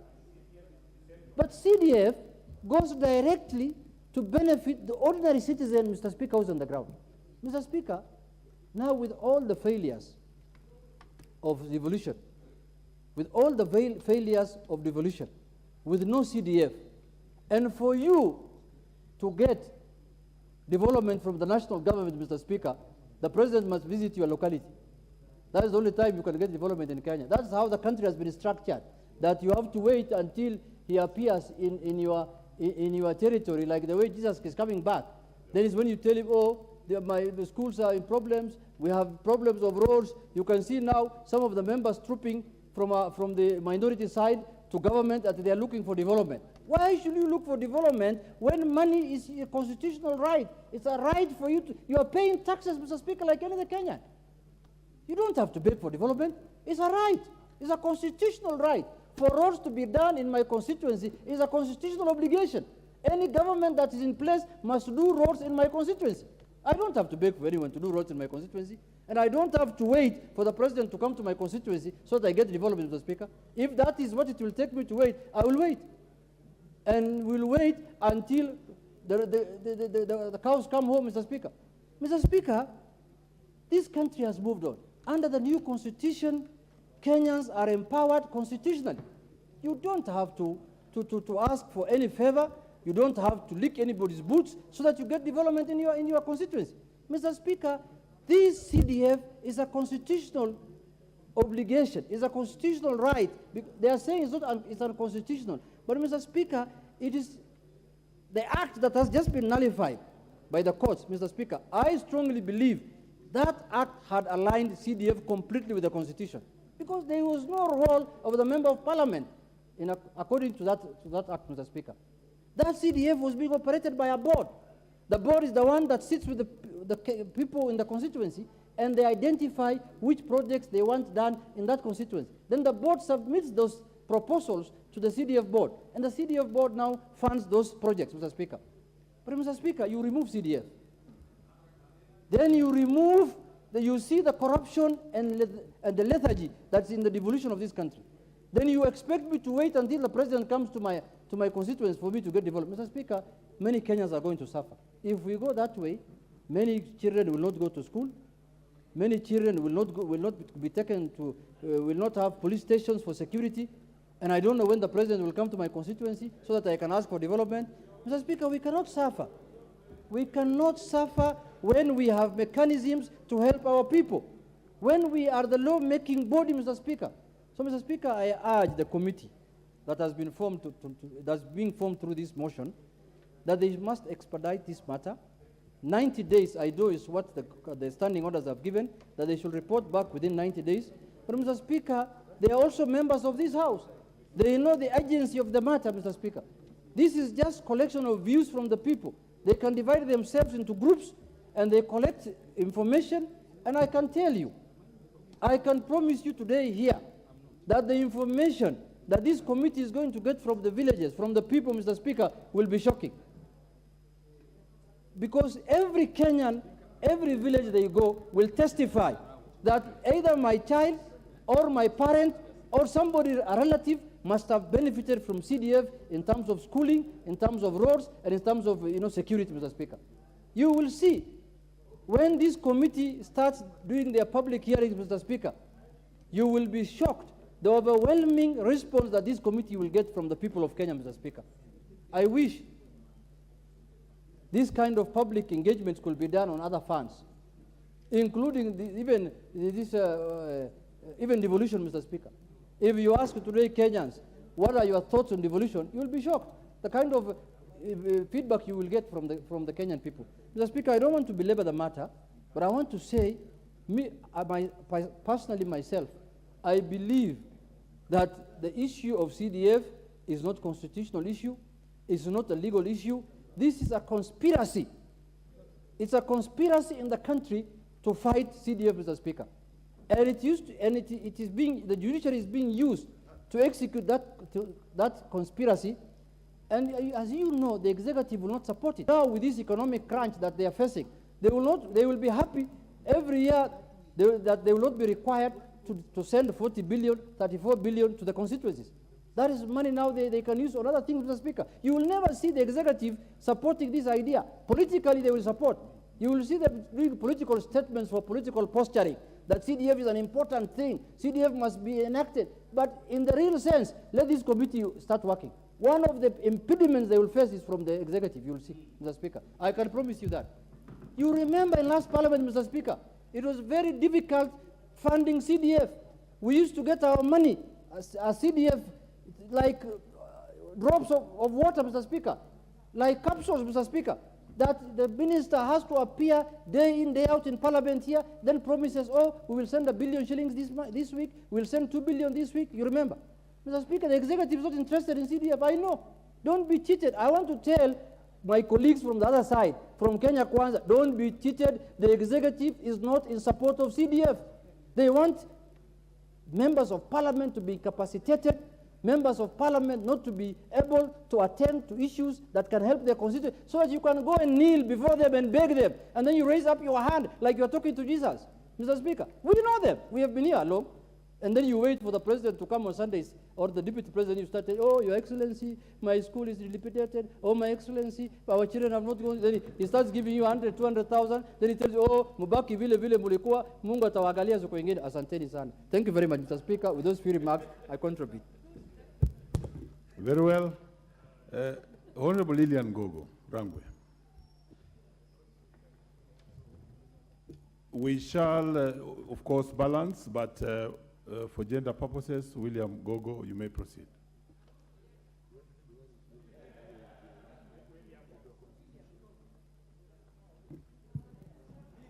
Did I say William? Correction, she is Honorable Lilian Gogo. Thank you so much, Honorable Speaker. Proceed. Honorable Speaker, I rise to support this motion that establishes a joint parliamentary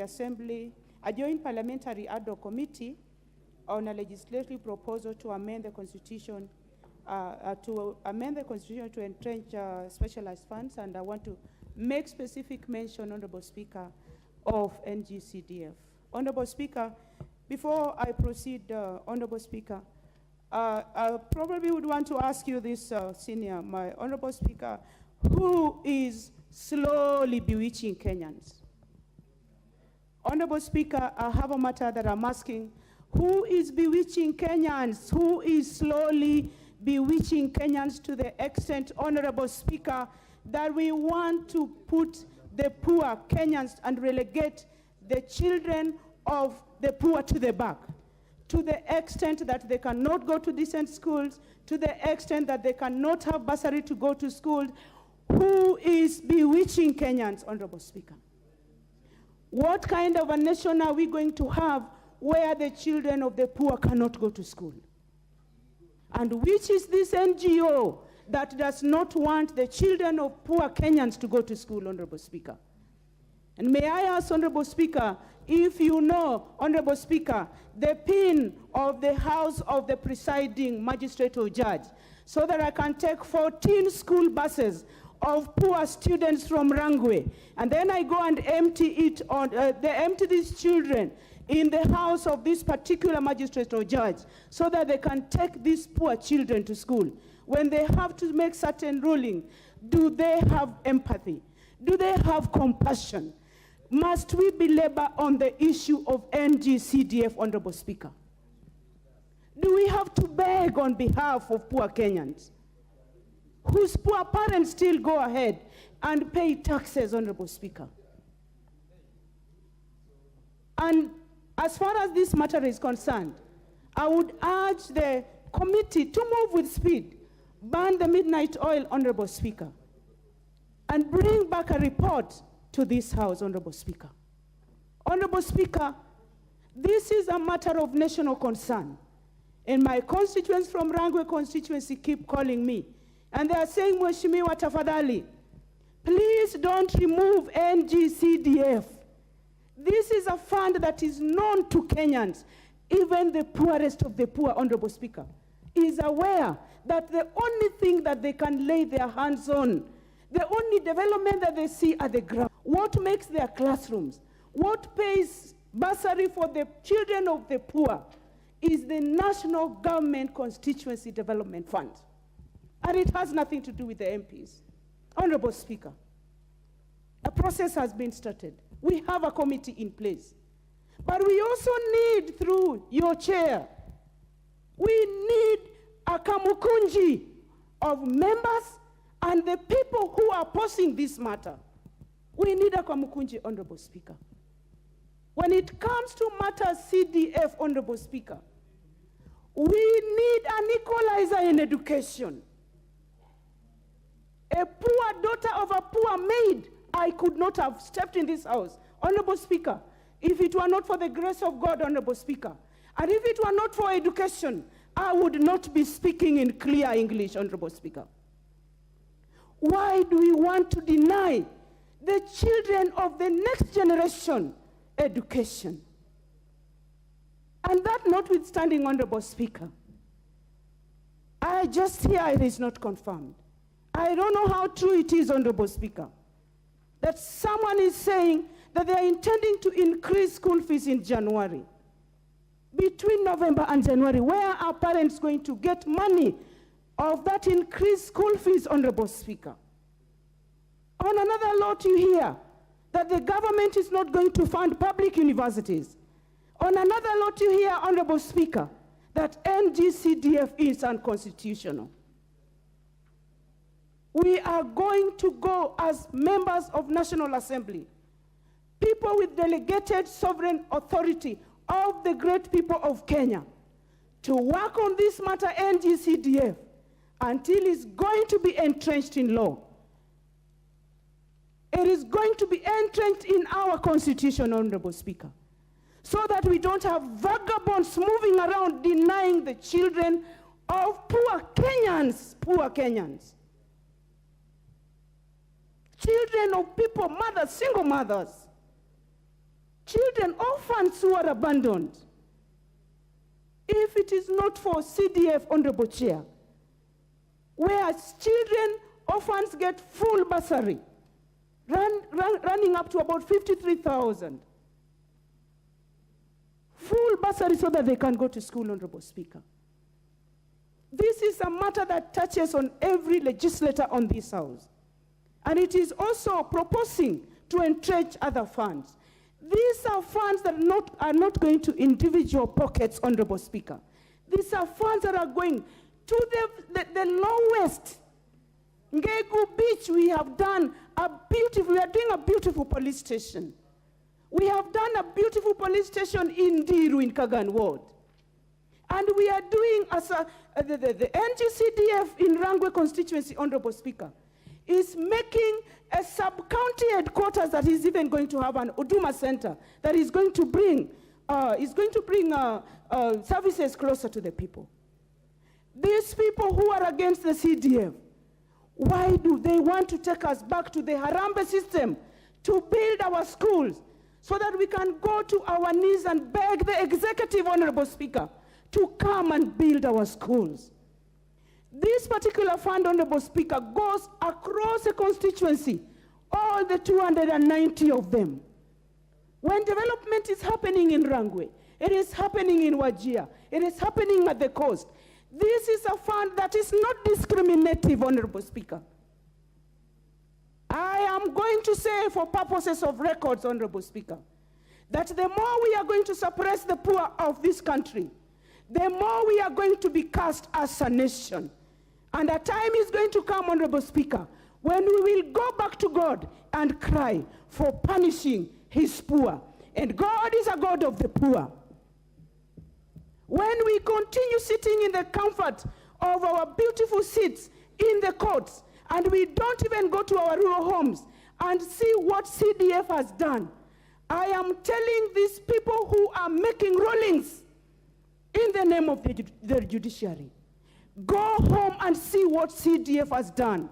And when you come back to make your own rulings, honorable members of the judiciary, I think you are going to make different rulings, rulings that are going to be compassionate to our poor.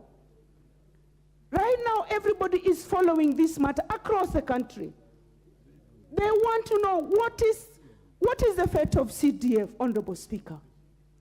Honorable Speaker, I started by asking you to tell me kindly, I know in your networks you know where this particular honorable judge lives or magistrate. Kindly give me their PIN. And I'm going to take very many, 14 buses. We have bought school buses, 14 of them in 5 years, using NGCDF. I am going to fill my students of the poor people, take to his home or her home, so that they don't make that grave mistake again on suppressing the poor through the court. Honorable Speaker, Bado, it is my time. When it comes to matters NGCDF, Honorable Speaker, members have said time and again, members have nothing to do with NGCDF. What we want to say, as I finish, let the committee move with speed, give us back a report, and before we go on recess, Honorable Speaker, we need to still discuss this matter further in Akamukunji. But when it comes to CDF, let them leave the children of the poor alone. I thank you. Well, very well.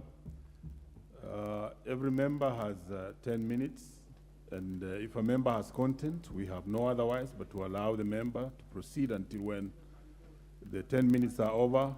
So next to speak on this motion is Honorable Moses Kirima of Imenti Central. Moses Kirima. Imenti Central is in the house. In the absence of Moses Kirima, then we have Robert Pokose and Debes. Dr. proceed. Thank you, Honorable Speaker, for allowing me to contribute to the motion as amended. Honorable Speaker, this constitutional amendment brings life, it brings hope, and it sets the stage for saving of educational, academic advancement for the children from the poorest communities, from the poorest parents within our constituencies. Honorable Speaker, we've had cases of COVID. When COVID came in, unfortunately, it disrupted the educational cycle. And when it disrupted the educational cycle, it also interfered with our cycle on how we were dispersing the bursaries. And because of that, when now we are recovering from COVID, then we have our judicial system, our courts, creating another roadblock for the education of the poor children in this country who have been benefiting basically from bursaries. When you look at the criteria for the award of bursaries, it is to the poorest children, the orphan, single parent, and from the very poor backgrounds. In my constituency of Endebess, I've said I decided that when you have needy children scoring 360 marks, 350 marks and above, then we should be able to provide them full bursary to cover their education so that it can be one motivation, and many of these children from very poor families perform and excel well. But unfortunately, with the disruption from COVID, and now with the disruption by the judicial system, by our courts, by our judges, giving a very unfavorable ruling on as far as CDF is concerned. CDF is not a default fund. It is a decentralized fund. It is a decentralized fund of the national government. And it is not, the member of parliament has no direct role in CDF. We only provide oversight. And when you provide oversight, I expected that these judges are able to read the law and understand. But because of their activism, they end up hurting other people. And they're hurting many children of this country. It is quite unfair, and I'm hoping that the committee will be able to sit down, and as the Constitution provides that within 90 days. Within 90 days means even in a month's time, that is within the 90 days. They work with the speed, make sure that when we come back in February, when we resume from recess, we are able to process this constitutional amendment. We are able to mobilize ourselves, pass it, so that we can entrench National Constituency Development Fund in our constitution. Make sure that we do it right, that we are able to protect this fund, because as it stands now, the fund is in dilemma. But I believe that it cannot, what do we do in the meantime? Because this bill is going to take long to be able to be worked on. What do we do in the meantime? I'm asking the chair of the departmental committee on CDF that he calls the CS Treasury, calls the Attorney General. We sit here. We still have undispersed funds. Let those funds be dispersed. This House has passed the committee on CDF. It is going to be cassetted. What is the committee going to do for the meantime? Let's disperse the funds. The CS Treasury should be able to disperse the funds to the board. The board should be able to disperse the funds to the constituency. And the constituency, we should be able to prepare that when children are opening in January, they are able to go to school. Even these ones who are sitting for their KCPE, KCSE, joining to the university, KCPE, sitting to do going to join Form 1. We have even the grade 6 who are going to junior high school. Where are the classrooms if we can't be able to build with this? The press publicly and in this House acknowledge that he supports the CDF, which is a good thing.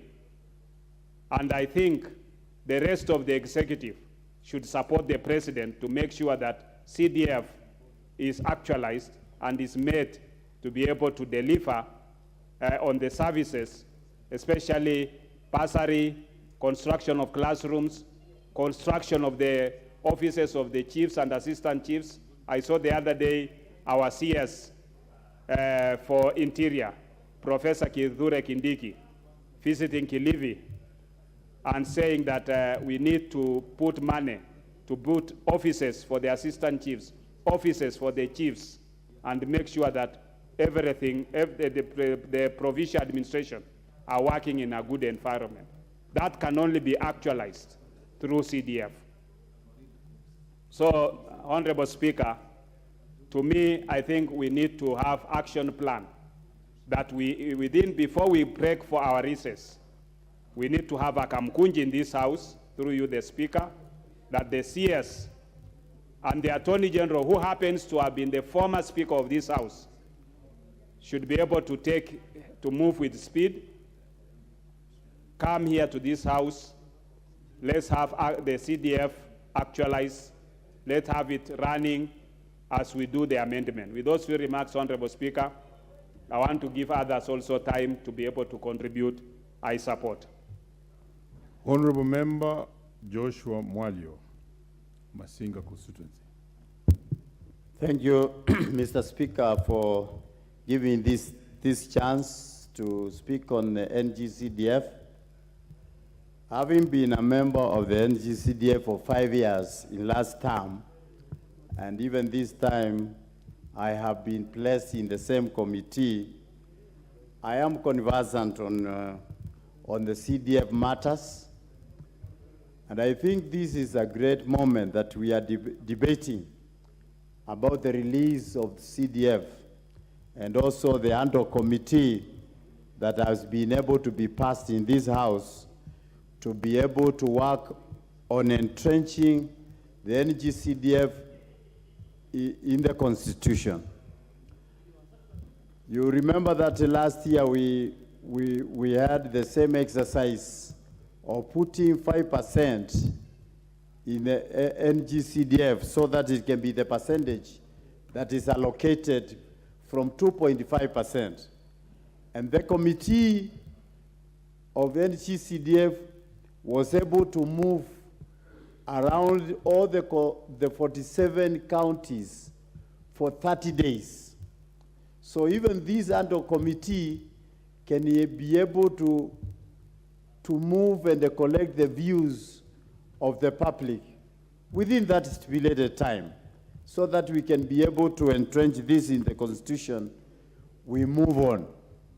Having said that, it is very important for the judges to know that there are poor students, poor pupils, poor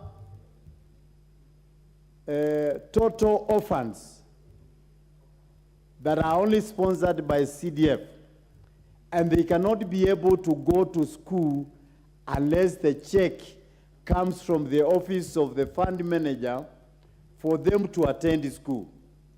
It has been a very hard term, this third term, that we have not been able to dish out the checks for NGCDF for the students to be able to learn. Majority of the students are at home as we are speaking, because in some parts of this country, there is famine, there is no food.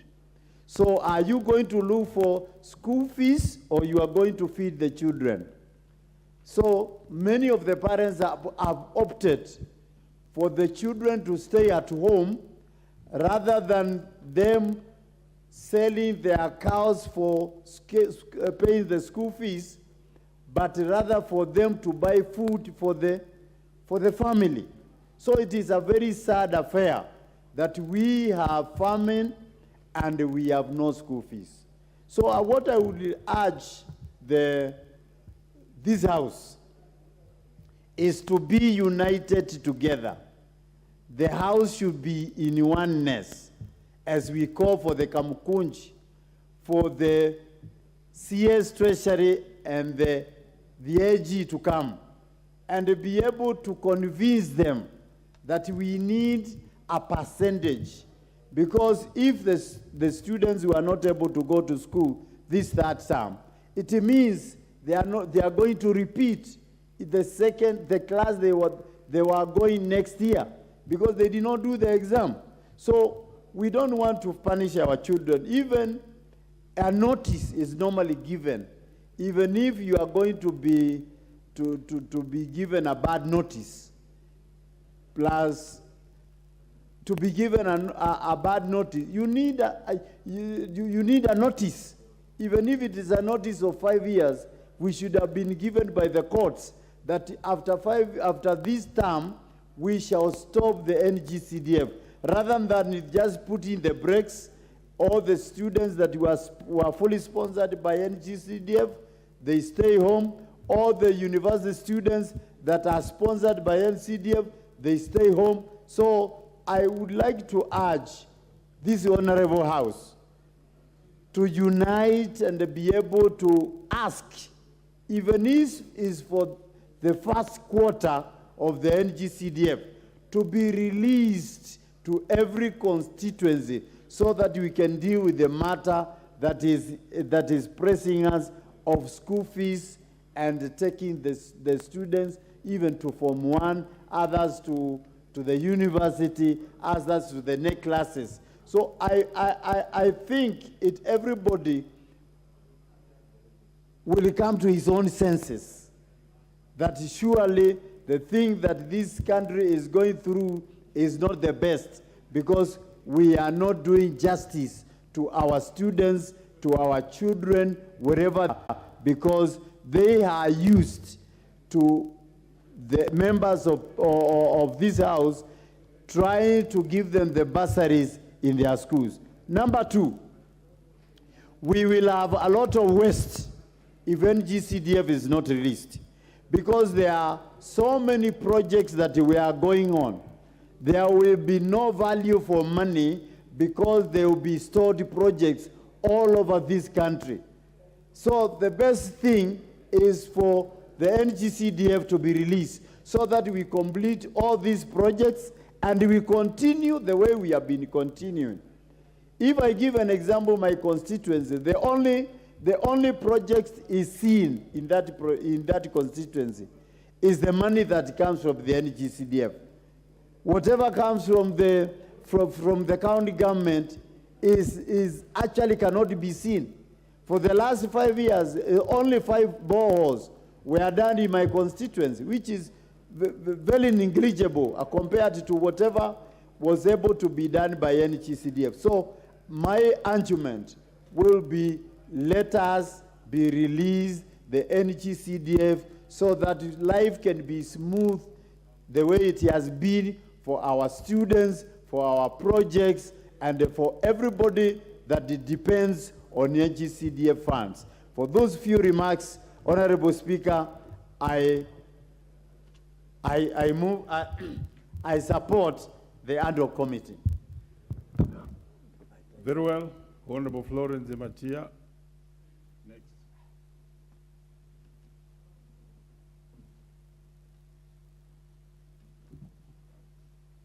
Proceed. Thank you, Mr. Speaker. From the onset, I want to say I want to support this motion on the floor on matters NGCDF. I want to speak and echo my colleagues who have spoken before me that the petitioner should have taken time and understand the importance and the benefits of CDF. As I speak, Mr. Speaker, I come from a very humble background. And those days, we used to be helped and supported by organizations like Children Fund, that is CCF, USAID, to go to school. And I was privileged to have schooled in a boarding school at an early stage of my life. And due to that, I was able to get a better education, and that is why I am here today. What CDF is trying to do is to bridge the gap that was there and gives opportunity to poor children from poor backgrounds.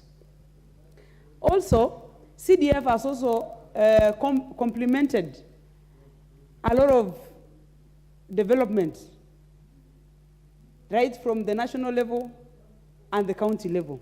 As one of the members have said, Honorable, because I've said these are decentralized funds. And the best people, and history have proven right that politicians, as much as they are elected, are good managers because they understand and they get in contact with the people day in, day out. And so CDF have proven that with their good management by members of parliament, under the decentralized funds and regulation of government, it has been able to take care and cater for many projects and help many people, especially children going to school, to be able to live their lives like any other Kenyans or Kenyans of better status. I want to also add and say that I have seen in the recent times how CDF have done. It has built police stations. It has bridged the gap or curb the openings in the society that the national government are not been able to do it in time. Because when a member of parliament interacts with the people, he can easily relate to the problems that people go through day in, day out. And that way, even the orphans or children who are going to school and are not able, are able to be picked. Widows have been beneficiaries through the CDF in terms of bursaries. We also have the NGCF, NGAF. This is also some of the funds that have also been contentious of late. And we want to ask our counterparts in the judiciary that they should also consider that we are all working for Kenyans. As much as I've been elected, but I am giving service to the national and the people of Kenya in all regards. And that way, when I get an opportunity like this, I want to ask the petitioner who did this to relook again and go and do his or her due diligence and understand that CDF is not fighting anyone. In fact, it is entrenching the services more better to the people of Kenya. Suffice that, Mr. Speaker, there are also problems. Like I come from Baringo where there's a lot of banditry. And many times when we discuss about all these things, we are told there are children who are not going to school in those areas of specifically Tiati. And I want to say there are other areas that CDF is not utilized well.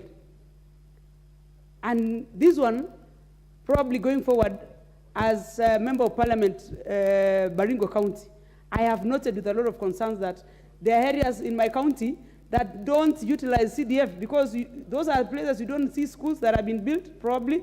You don't also see those police stations. You don't see the effect because at the end of the day, as much as many other members, because the other day, Honorable Ndindi Nyoro took members of parliament to his constituency to showcase what CDF has done. I want to say I have a problem in that part of my county that CDF is not effective enough because we have stories that CDF is doing other things like, you know, supporting banditry, probably, you know, maybe buying guns, or because it has been in the records, or encouraging people by not developing the place. And I am going to, as much as I'm supporting CDF, there are things we also need to understand that some leaders don't utilize CDF the way it's supposed to be done. Yes, Honorable Millie, what's your point of order? Honorable Millie, what's your point of order?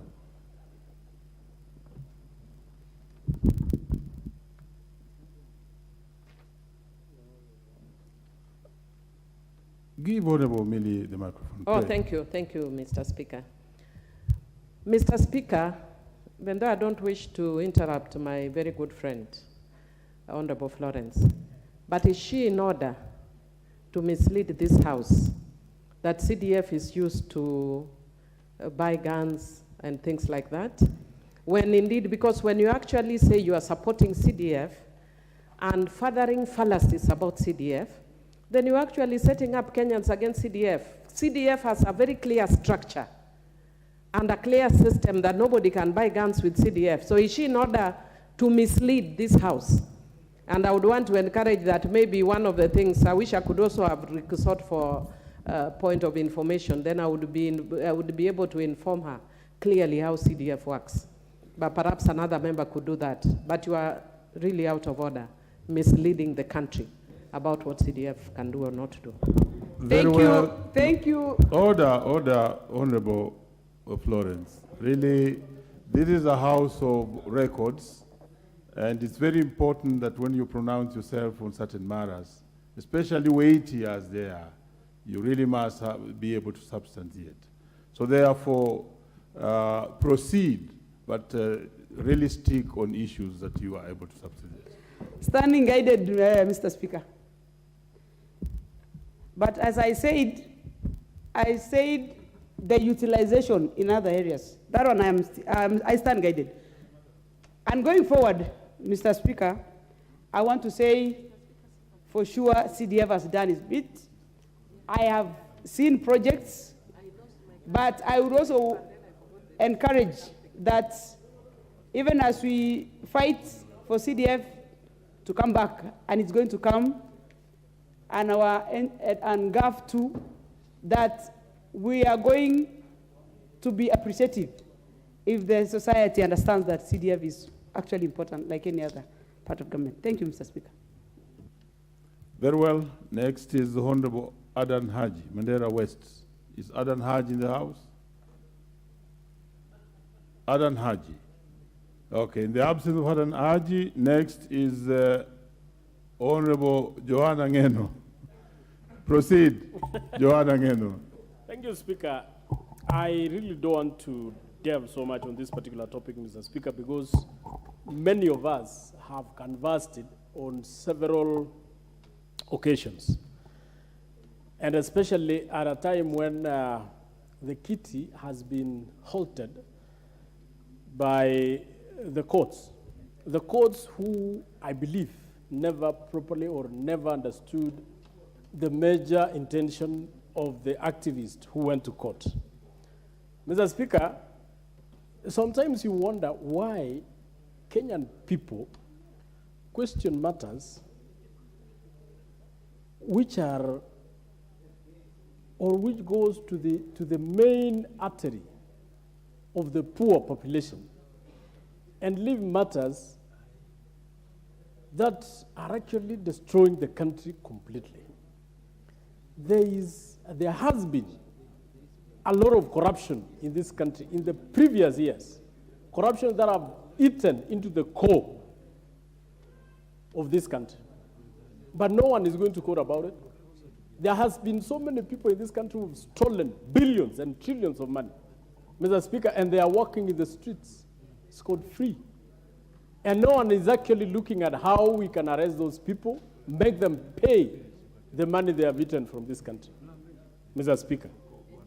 There has been people in this country, Mr. Speaker, who have made it a responsibility to waste whatever is in any government ministry, Mr. Speaker, and they are not even going to court about it. Why are they questioning a small amount of money that has been allocated to the poorest of the poor in the society? Mr. Speaker, I remember there were so many schools in this country, Mr. Speaker, which were mad schools, which were actually, had mad walls. There are so many students in our country, Mr. Speaker, especially the countryside, who studied inside dilapidated classrooms. I'm one of those, Mr. Speaker, who, when I was young, I studied in a classroom where I think every other week I had not less than 10 jiggers on my fingers, Mr. Speaker. Today it is history because of the introduction of CDF. Mr. Speaker, I don't know why some people have never understood the reason why CDF was introduced in this country. Mr. Speaker, there were days in this country where parents used to sell land to educate their children. So many people lost land. So many people lost their cows because they had to sell to educate their children. There were days, Mr. Speaker, when children used to defer their university classes because they could not manage to pay the fees. There were days, Mr. Speaker, in this country where people died on their way to hospitals because there were no roads. People die on the roadsides because the road is not there. Maybe it is a very rainy season. People are being carried by gunias to the hospitals. There were days, Mr. Speaker, when we used to have children named Kipto, Kibor. Why, Mr. Speaker? Because they were born on the roadsides. Because the hospitals were not there. Because the roads were not good. Mr. Speaker, this is history. It is no longer there. I don't understand, Mr. Speaker, why we are fighting over something which is going towards assisting the people of this country. Why is our country and many African countries are backward? Is because people do concentrate on matters that do not matter, that are not important to the development of the society. Instead of vigilating on billions of money which has been spent anyhow, carelessly, people are vigilating on money that is helping the poor in this country.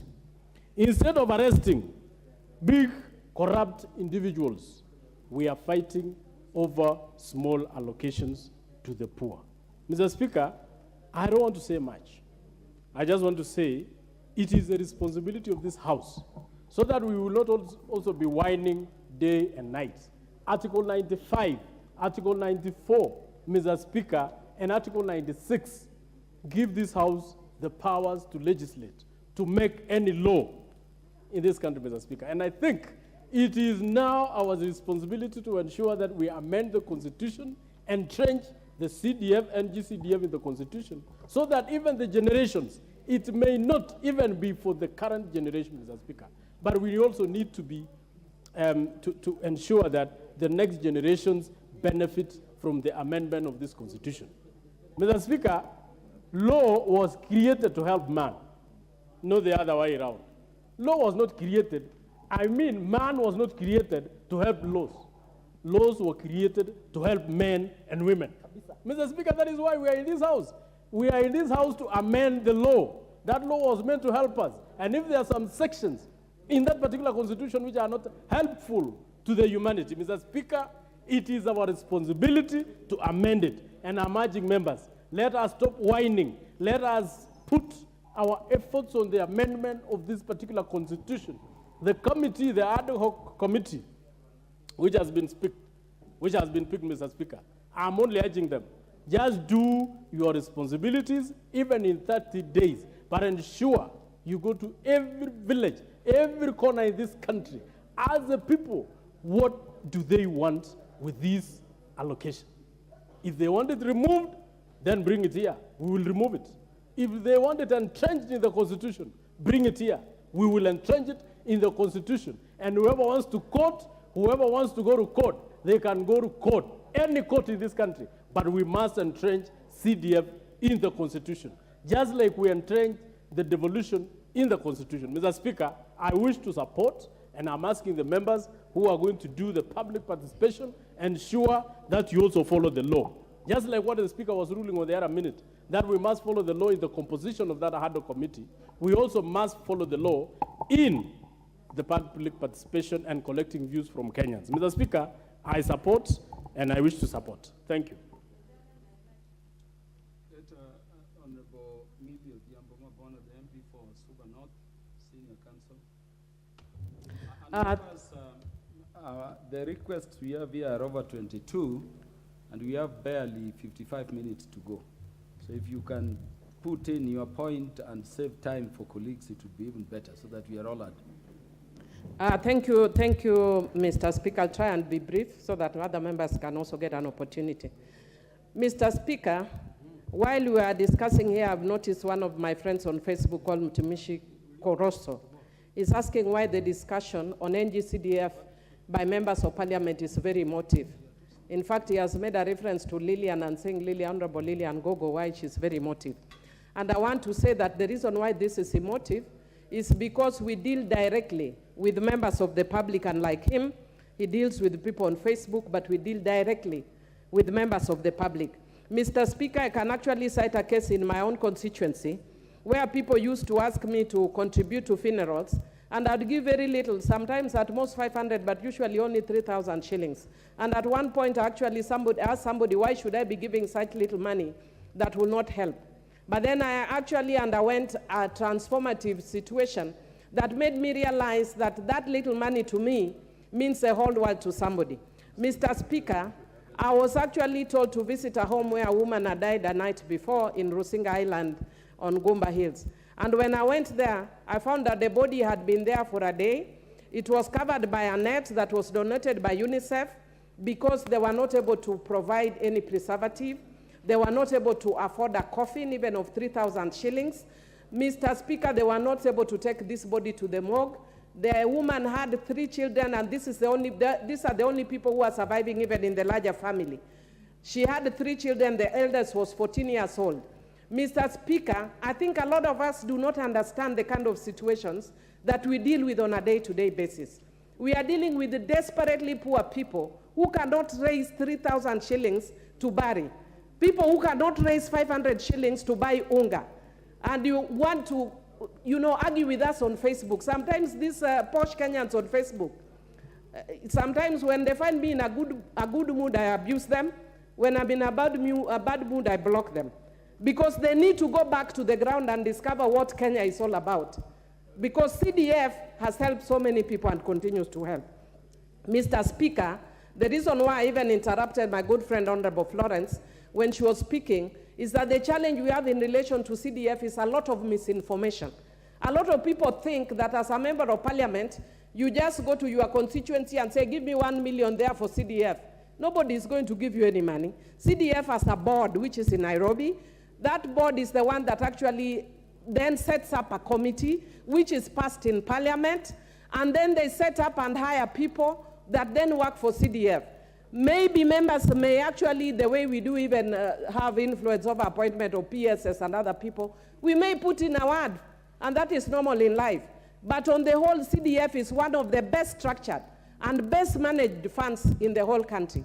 And I want to encourage the organization called TISA, that sometimes those of us who come from civil society, we are very genuinely accused of being elitist, because sometimes we are.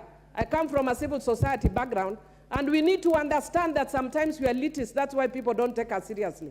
Go back home and understand how CDF is transforming lives. Right now, because the money for CDF has delayed, There are so many people in our own constituencies that have dropped out of universities that have not gone.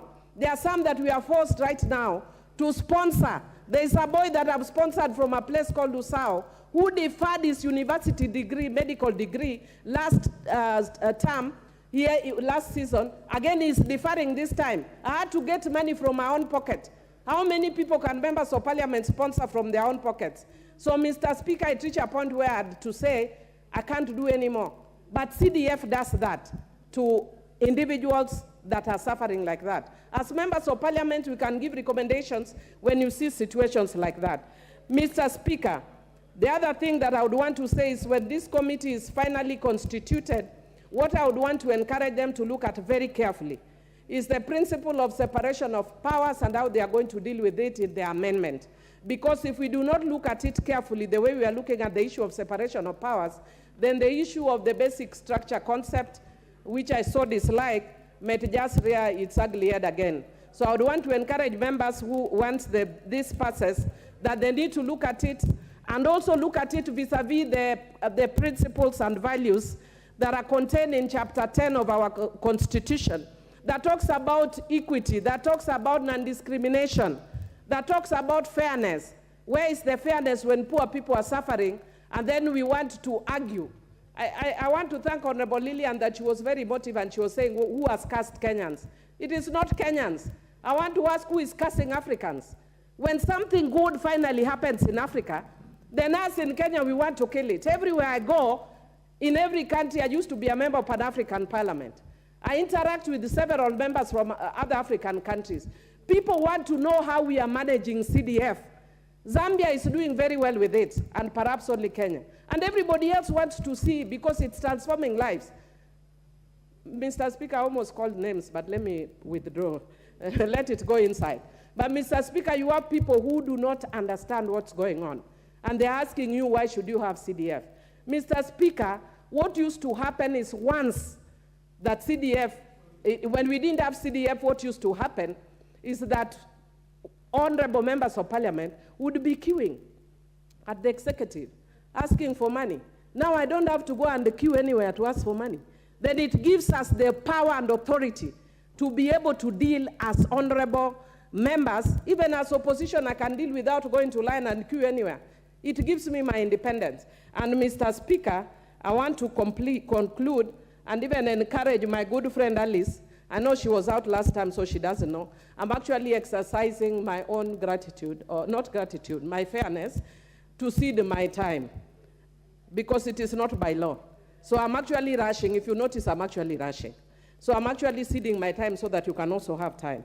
But in concluding, Mr. Speaker, I want to say that as members, it doesn't matter whether you are in UDA, whether you are in ODM. If you don't have CDF, you are going home early in the morning. Because your people will have no confidence in you, whether we are giving it out or not. Let us have a kamkunji before we go. And we want to tell the executive, release the money for CDF, otherwise you'll deal with the wrath of the members of this house. Let the president learn what Honorable Uhuru Muigai Kenyatta did not learn last time. The way he dealt with the members of parliament cost him a lot. So we want to tell this president, if he's joking, he will deal with our wrath across the board. With those few remarks, I want to support and urge these members not to spare anything or anyone. Thank you. Is the chair of the National Assembly Select Committee on CDF in the House? Contribute and when Mike, you do Mike. that. We can't hear you, Chair.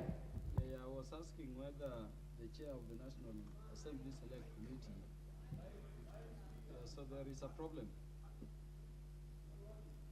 The speaker's mic is not working. I'm now audible.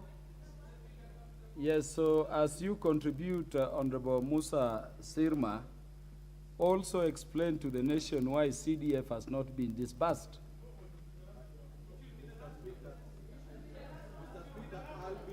Replying because I'll be replying. Yeah, so when you reply, tell the House why CDF has not been disbursed. Yes. Because so far as I'm aware, that there is no order or anything stopping disbursement of CDF. Yeah, if we are a serious house, we should not just be crying as if we don't have to, you know, nothing to do. Honorable Beatrice Elachi. Thank you, Mr. Speaker. I also rise to support, but more importantly, to thank the leadership, both the majority leader and the minority, for ensuring now that this committee is indeed incomplete and within our guidelines of our standing orders. But having said that, Mr. Speaker, I just want to pick on so that I contribute very fast and say that, as you say, Mr. Speaker, I think the House should first of all proceed to continue to do what they need to do and ensure disbursement of CDF is done, because the ruling of the Supreme Court was a ruling that was dealt with the CDF Act of 2013. And therefore, the President of the Supreme Court assumes that what she dealt with was that. Indeed, she has no idea about 2015, because nobody has ever gone about even the amendments, further amendments of 2022. And so we will be even wrong ourselves. Maybe we are just putting ourselves into a crisis where she was never in that crisis. And therefore, as we constitute this committee, because our first stop must be in her office so that she explains and we are able to understand, I think CDF should continue. Because what she dealt with was 2013. Mr. Speaker, I have been in schools today. I will tell you, our children, when you look at those who are going to do exams, I have one school, 800 candidates. Standard 8, 420. Year 6, 400, I don't know, and 2. And in total, we are talking of 20,000 in one constituency. Yet we have other kids, Mr. Speaker, who are now at home. Some were supposed to be doing Form 4. They were under CDF bursary. They've been sent home because there's no money. Yet we are saying as a country, education is the key and the future and everything. We are lying to our children. We are lying to the country. Then you find the former CS of education who decided to do desks. Even the desks were never enough, Mr. Speaker. I think each school was getting 50. And CDF, if CDF was to do for you desks, every school, today I contributed 200 for 6 schools. But if it was CDF, all the schools would have gotten. And you look at the way we are dealing with this matter, and yet some children are going to now, you wait and see, they have closed school. You wait and see in the streets, Mr. Speaker. We will be crying for our children. Yet we have decided completely, CDF used to come up with programs to at least have sports. We would be having sports for our children when they close school. For 2 months, we have nothing to give these children, and therefore the children in the urban towns will be in town, even them. They will be roaming in the roads of Nairobi all over because they don't have any place to go and do indoor or even football or even any other games that can keep them busy in the next 2 months. Mr. Speaker, I think when we are going to collect views, we must take a petition to the judiciary. The judiciary to tell them, these are our children. Tell us what you want to do with Kenya. You want to kill Kenya? And then where are you going to get the future judges, future lawyers? I mean, it's very unfair. When you look at the national government, they have no program even for a classroom, and yet we are about to transit to year 6, going to junior high school, and to others going to another. I think, Mr. Speaker, so that I finalize, so that others contribute, I think it is very unfair to see that you have a transition of a whole education system transiting into something that we don't know how are we going to ensure these children indeed are in junior high school, they have classrooms, their parents are wondering, I have a child in standard 8, another one in standard 6, where am I headed with them? Will they afford?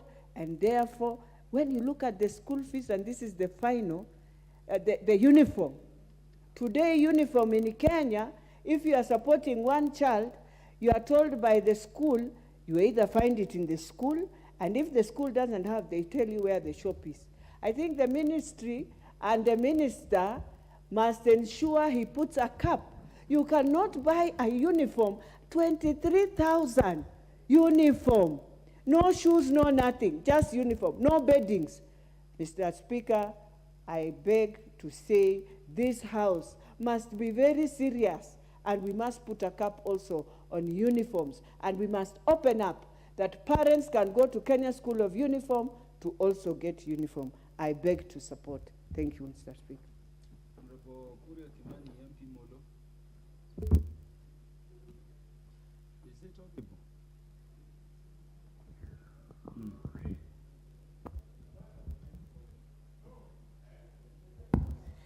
Thank you, Honorable Speaker, for giving me this opportunity to contribute to this discussion.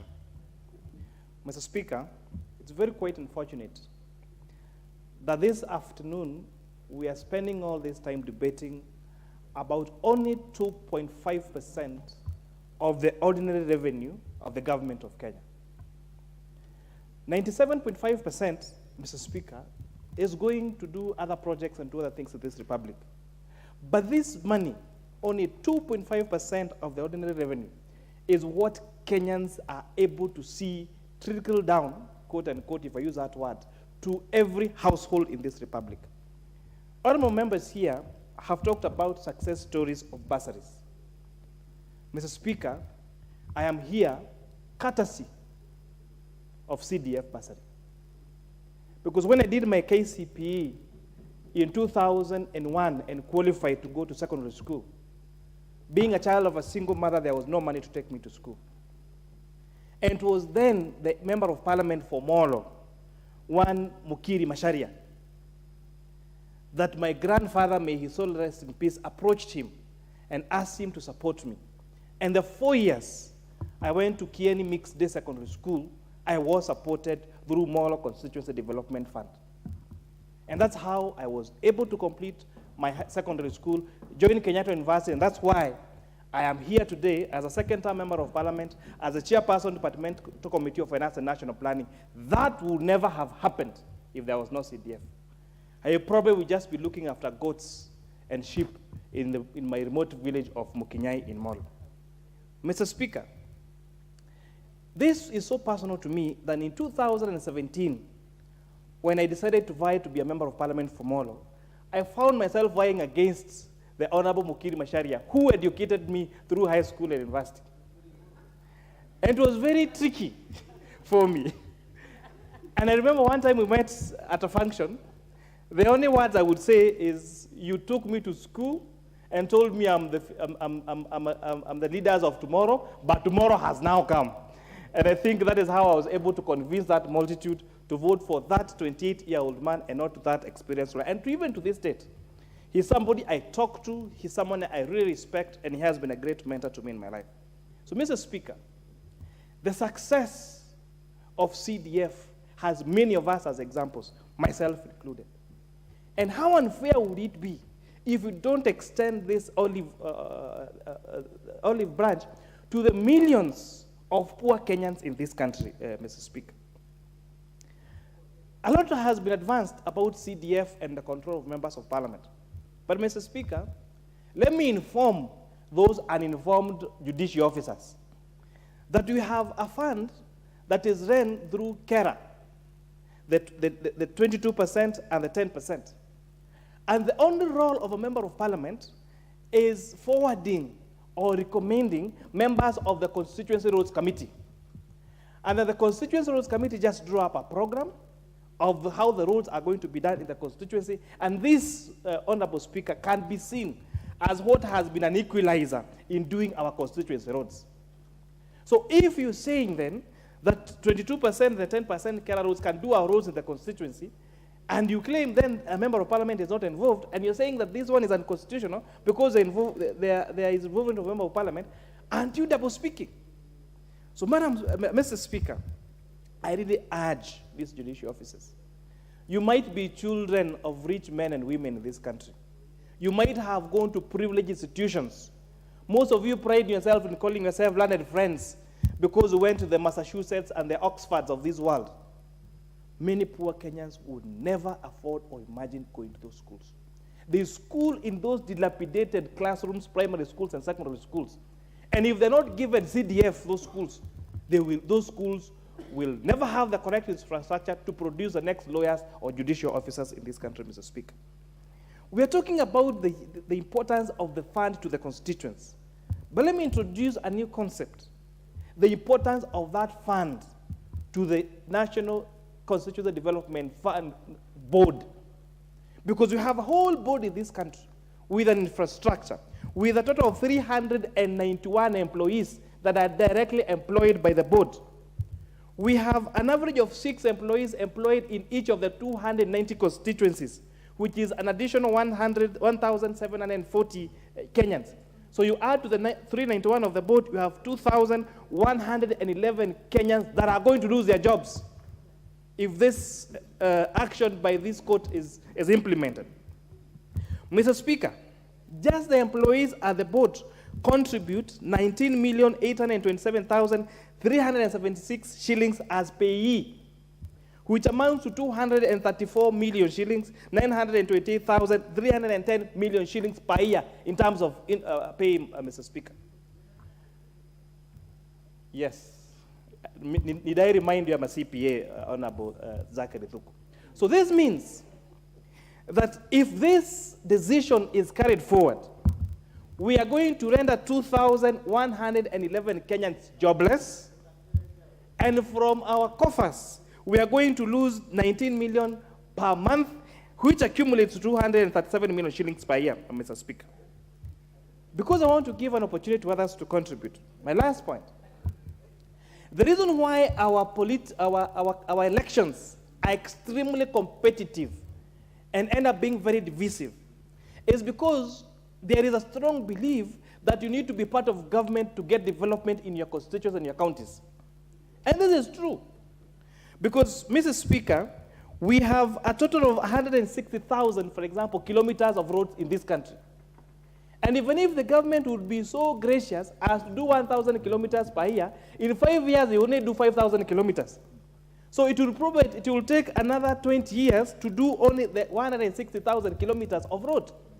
That is why, Mr. Speaker, you see, when the president or the deputy president visits our constituencies, you are quick to tell them which road can be done, because it is factually not possible to have any criteria to ensure that you have that development skewed proportionally across the country.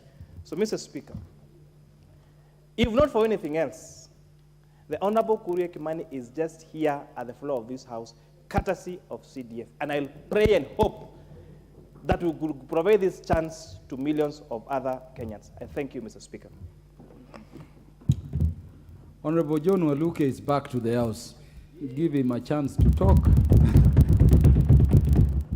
Thank you, Honorable Speaker. I'm back. I've been away for a very long time, and I want to speak about CDF, Mr. Speaker. Mr. Speaker, CDF is the most cost-effective fund, Mr. Speaker. It has changed lives from the poor children, the poor families, Mr. Speaker, because some could not afford to take their children to school, even as we speak. We are having a problem of hunger, even in Turkana. But CDF, Mr. Speaker, was managing to take their kids to school, even with those problems. Mr. Speaker, as I speak here, as a member of parliament for Sirisia constituency, Mr. Speaker, I caught my constituency with 91 primary schools. And almost all of them, Mr. Speaker, were mud wall, Mr. Speaker. And we used to smear. The children used to carry some cows' feces to smear the classrooms, Mr. Speaker.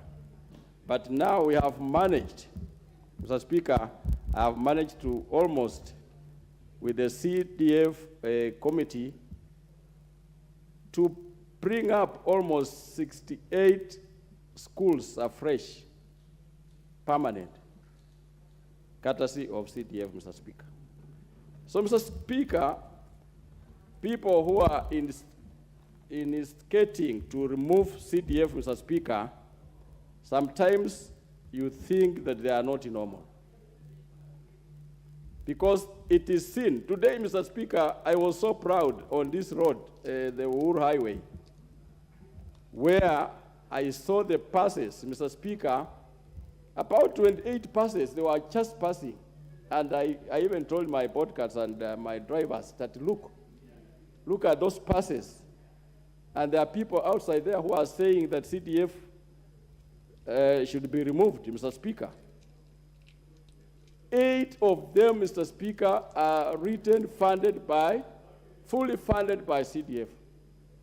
And I was very proud as a member of parliament. Mr. Speaker, the poor children from poor families, where we come from, Mr. Speaker, have really benefited because some of them, Mr. Speaker, have been given full bursary. Like in my constituency, Mr. Speaker, every year I sponsor full bursary for 61 students, bright students from poor families, to give them full scholarship.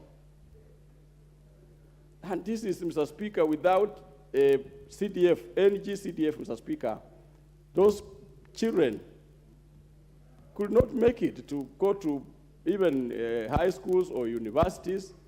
But some of them, Mr. Speaker, or many of them have gone through to the universities, courtesy of CDF. Every time, Mr. Speaker, we have been having problems as a house, as a country. We blame ourselves as members of parliament, Mr. Speaker, because we are the lawmakers. And, Mr. Speaker, where we have failed, because 3 terms I've been in this House, Mr. Speaker, this problem of CDF has been occurring every term. That is a problem of CDF, that they have removed the CDF, and we are the lawmakers, Mr. Speaker. This is now the time, and let it be the last time, Mr. Speaker, for us as a House to make sure that we amend the laws. We change and amend the laws in the Constitution that allow CDF money to be used here, Mr. Speaker. Mr. Speaker, this money is taxpayers' money. And those poor women in the rural, Mr. Speaker, and poor men are the taxpayers. So their children are supposed to learn. They are supposed to go to school, Mr. Speaker. And being taxpayer, this money is not, we are there just to manage. Even Treasury manages this money for these people, these poor women, Mr. Speaker. And therefore, it has taken long because many children have come back home. They have not gone to school due to lack of school fees, because CDF is not there, because bursary is not there. But with the committee that has been constituted today, Mr. Speaker, it needs to hurry up. I know they are going to take long going around the whole country, Mr. Speaker, getting public participation.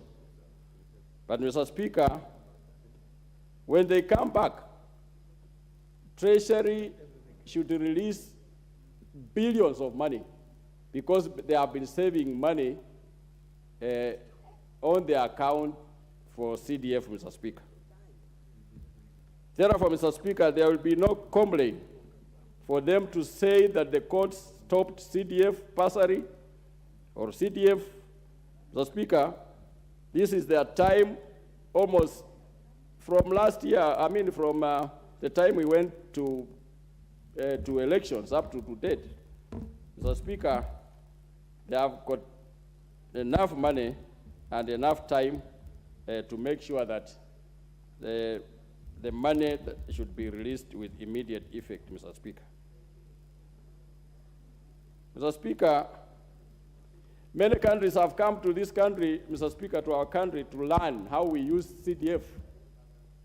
How can CDF be used? Because they hear that Kenya have a fund called CDF. Lastly, before we went to elections, I saw Uganda were here, members of parliament from Uganda to come and to learn, to see how CDF is utilized. So we are proud, Mr. Speaker, because maybe in Africa, it is Kenya that started this fund of CDF, and other countries are learning from us. So we need to continue, not that they come to learn from us here, and then we remove ours. We cannot blame the courts, the judiciary, Mr. Speaker, because these cases were taken to them. The NGOs that did this, I think God will punish them. Because these poor children at home, they are crying, not going to school. These poor families, the mothers, poor mothers home there, they are crying that their children are home. I saw those people, Mr. Speaker, they were still even arguing that they were going to remove even CDF. They are shameless. Thank you, Mr. Speaker, for today. Because of time, let me donate my time to another colleague to contribute. I support. Thank you very much, Honorable John Waluke. Your wisdom was missed. We wish you well and pray they don't mess up with your liberty again. Honorable John Kawanjiku.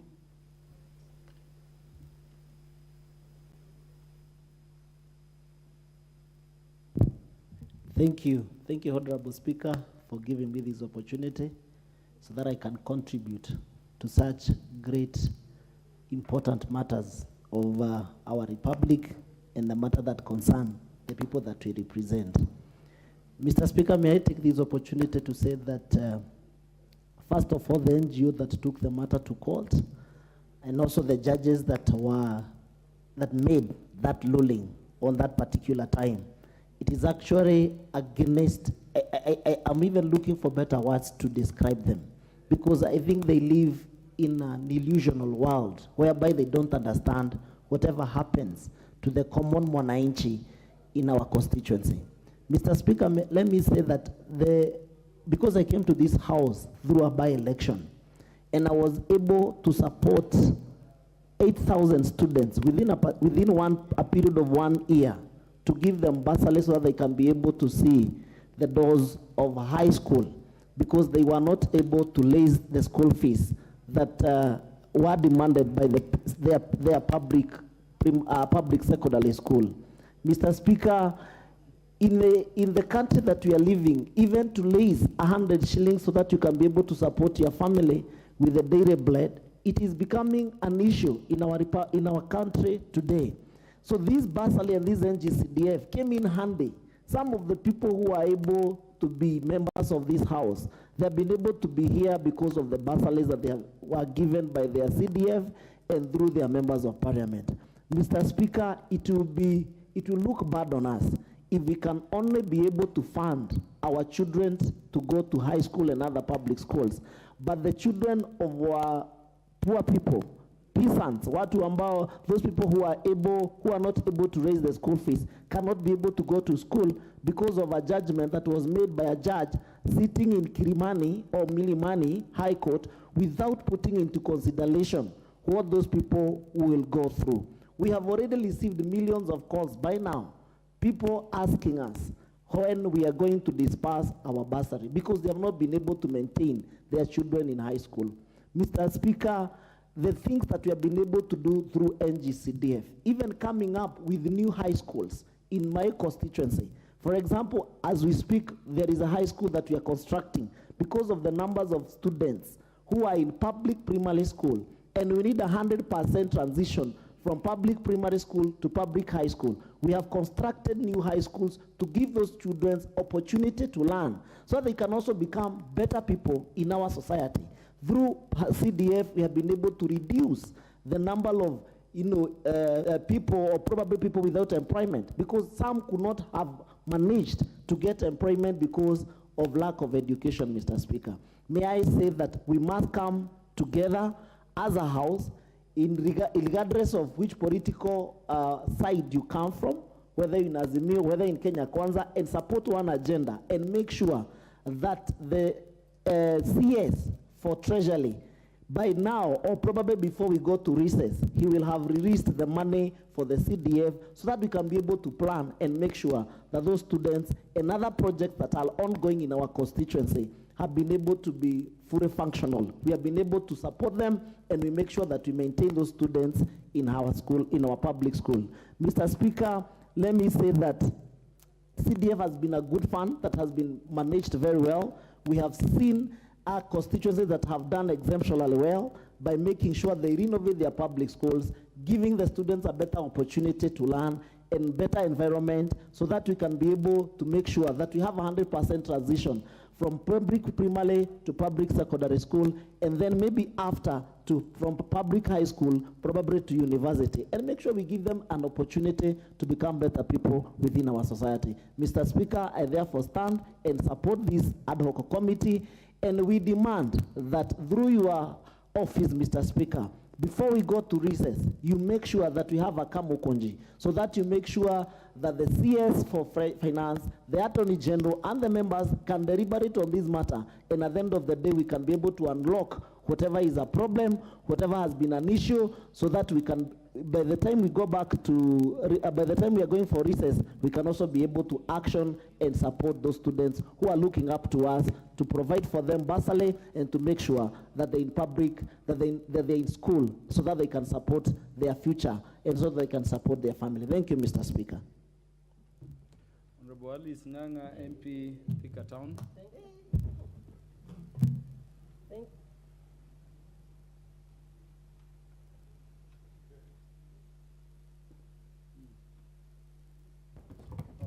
Thank you, Madam Speaker.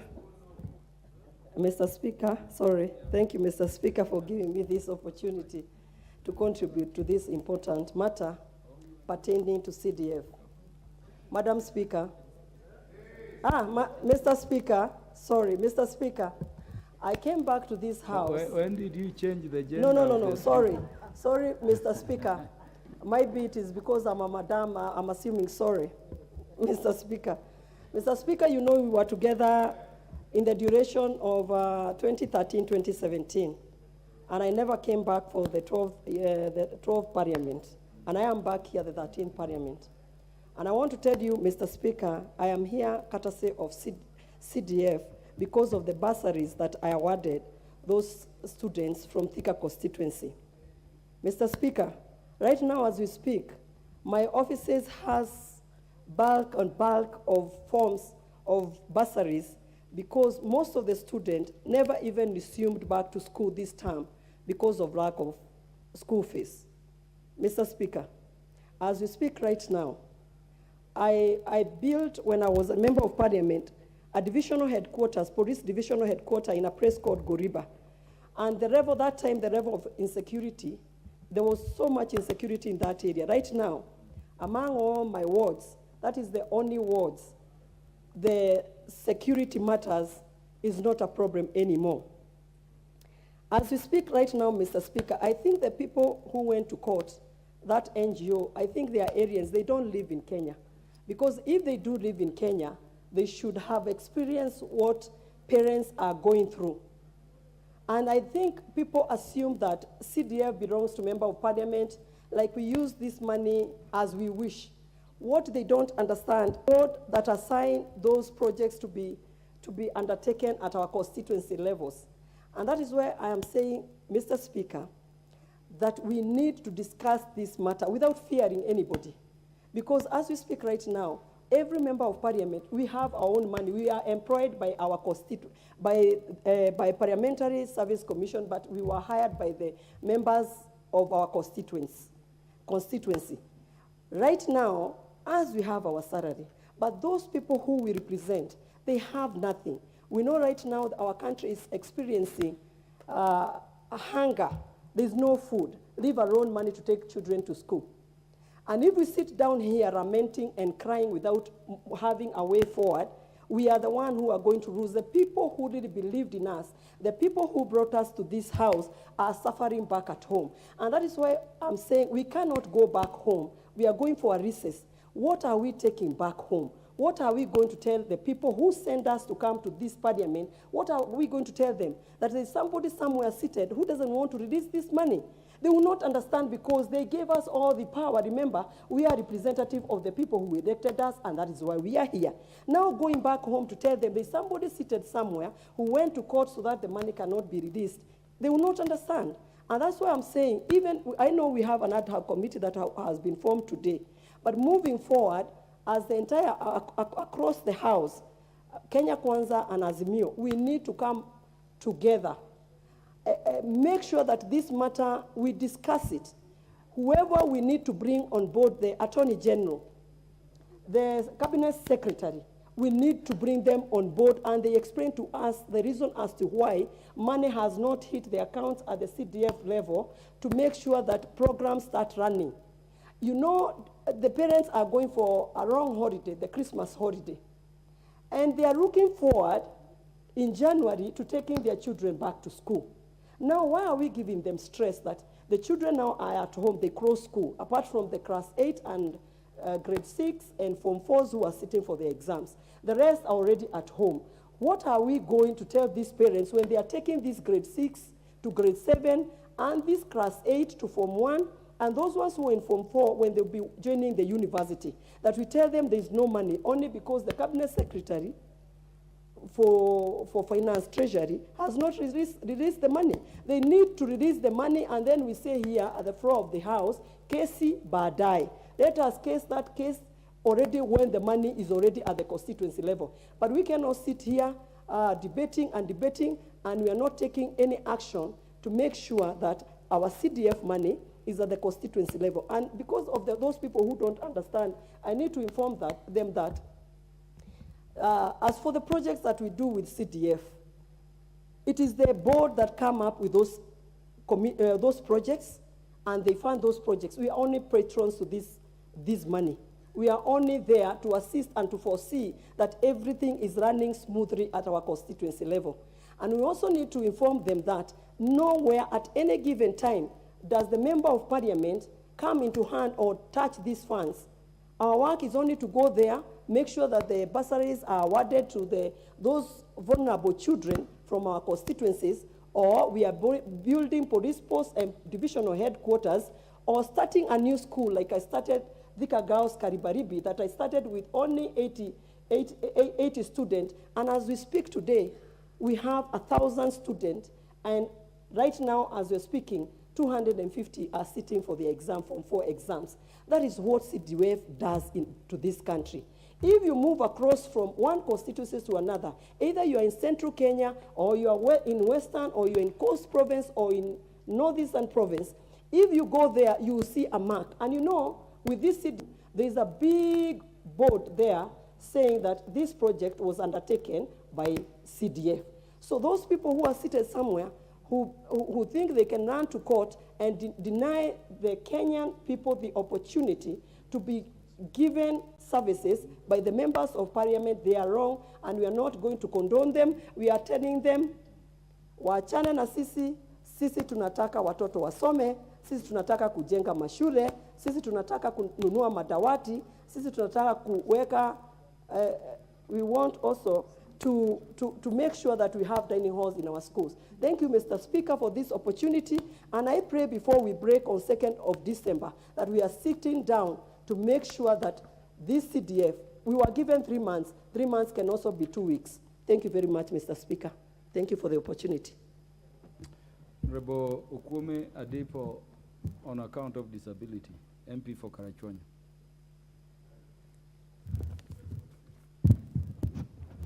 Thank you,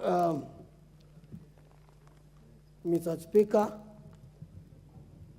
Now, I must say that sometimes the debate going on in this country is confusing people. You hear all the time people talking of CDF being outlawed by the court. That is true, and nobody is contesting that. But then people don't differentiate between CDF and NGCDF. Even in this honorable house, when I was listening to the debate, a number of times people referred to CDF, which is non-existent. But I know in the house we know we are just shortening the NGCDF to replace it with CDF for the sake of time. But otherwise, when we talk of NGCDF, there is no problem with CDF.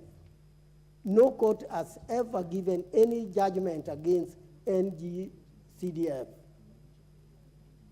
Judgment was against CDF. I think this needs to be made clear. It is made worse by the Treasury, which made a statement that they were referring the case to the AG as to whether they should release the funds or not. There is no issue to refer to AG. I think this needs to be very clear. And that being the case, that there is no issue to refer to AG.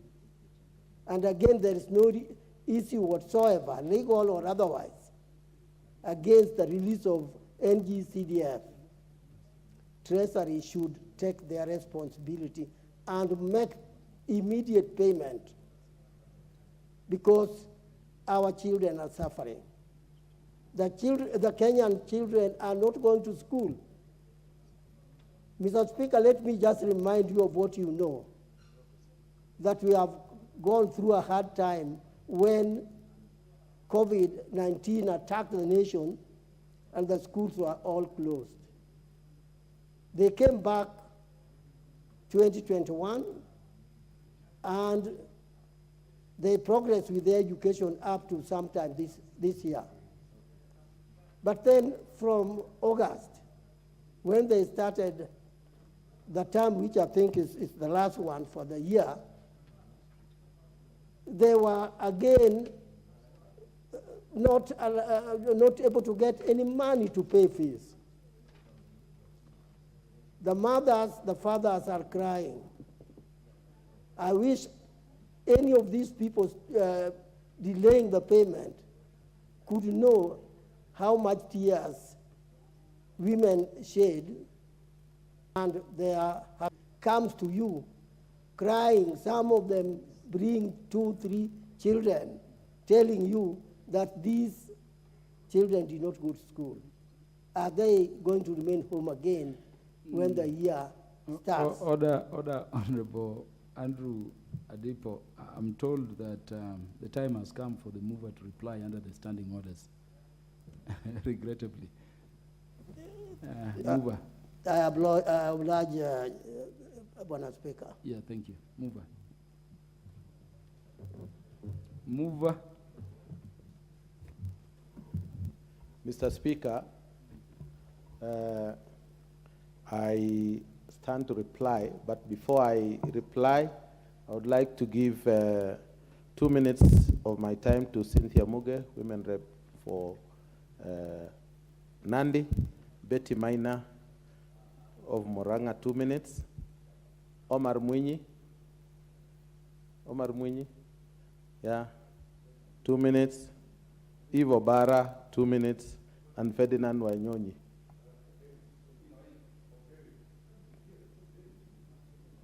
2 minutes. Okay, so yes, turn down. So start. Yes, so Honorable Cynthia Muge.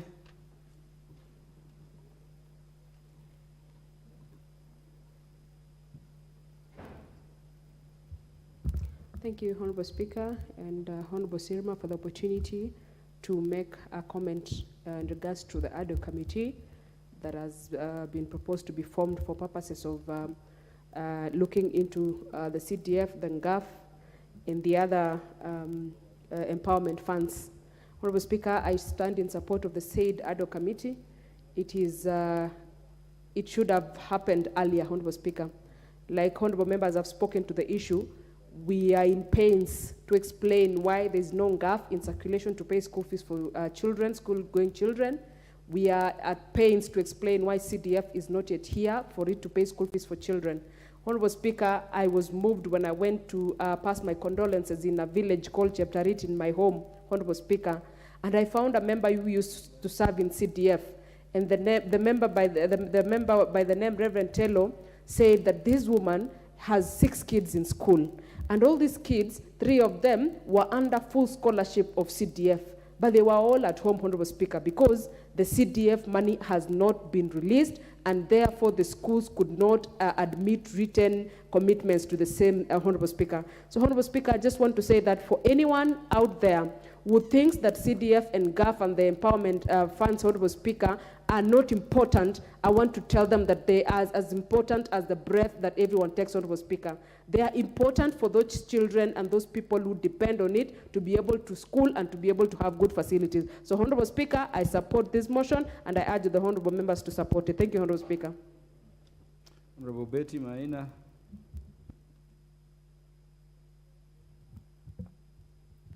Thank you, Mr. Speaker, for giving me a chance to contribute to this motion.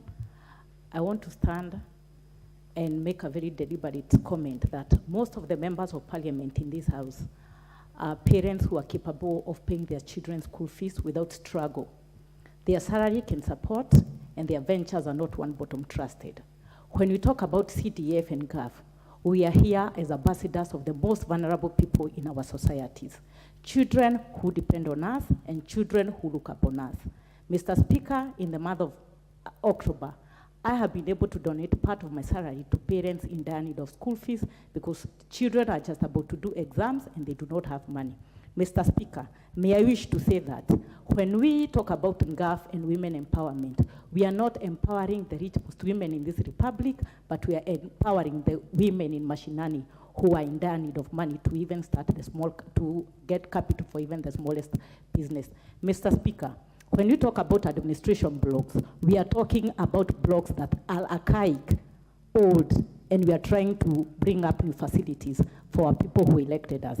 I wish to say, Mr. Speaker, we are the voice to the voiceless. We are the people supporting the most vulnerable, and we are the bridge between the government facilities and our voters. I wish to support this, and I want to tell the people who are opposing this, they should be more philanthropic, visit their villages, and know how people suffer to access these facilities. Thank you.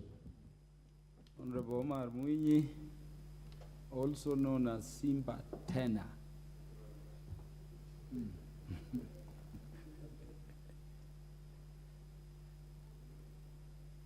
Thank you, Mr. Speaker. First of all, I want this House to know that we are not debating about CDF on our own behalf. We are actually representing the voices of our people in the constituency.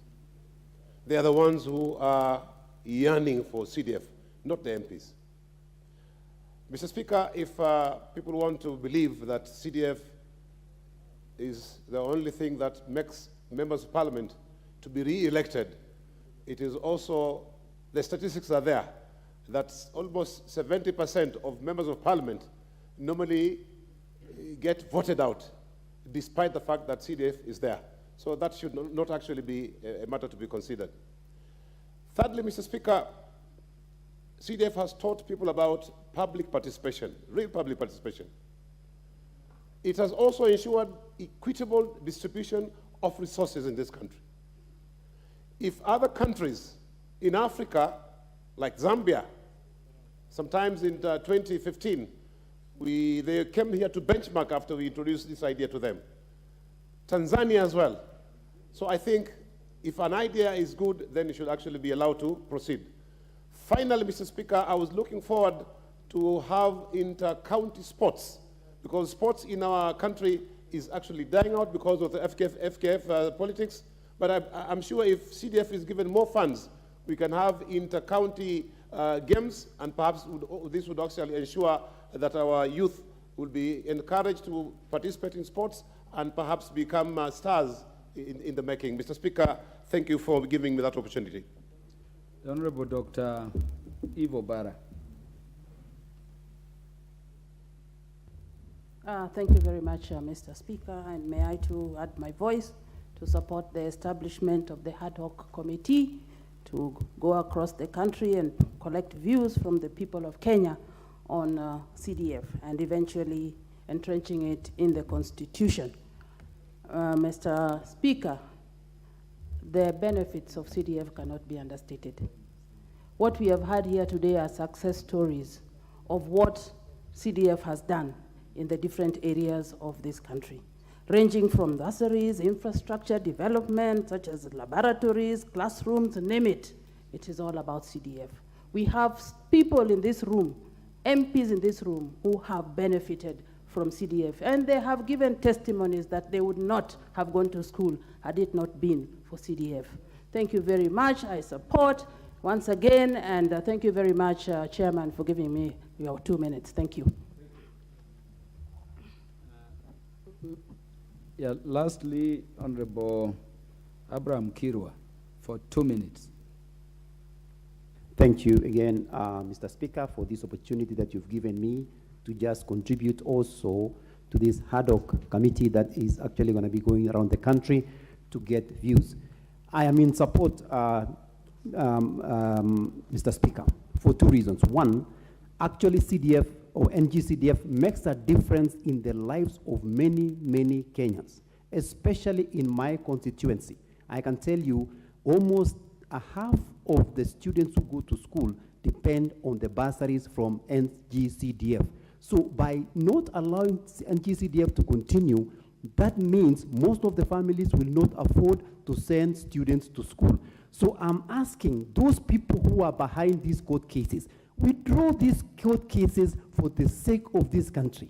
It is not helping anybody. It is not for the best interest of the country. Let's withdraw those cases, release the funds for the CDF so that we can continue to meet the needs of most of our Kenyans because they depend on this NGCDF. So yes, I support this motion. Move as you respond to the question I'd asked. Mr. Speaker, I take this opportunity to give a reply on this motion. Mr. Speaker, it has been deliberated on and really debated by members who are really active, and the interest of CDF in this country can never be overemphasized. It is the mainstay of every constituency, because without CDF, there would be no development.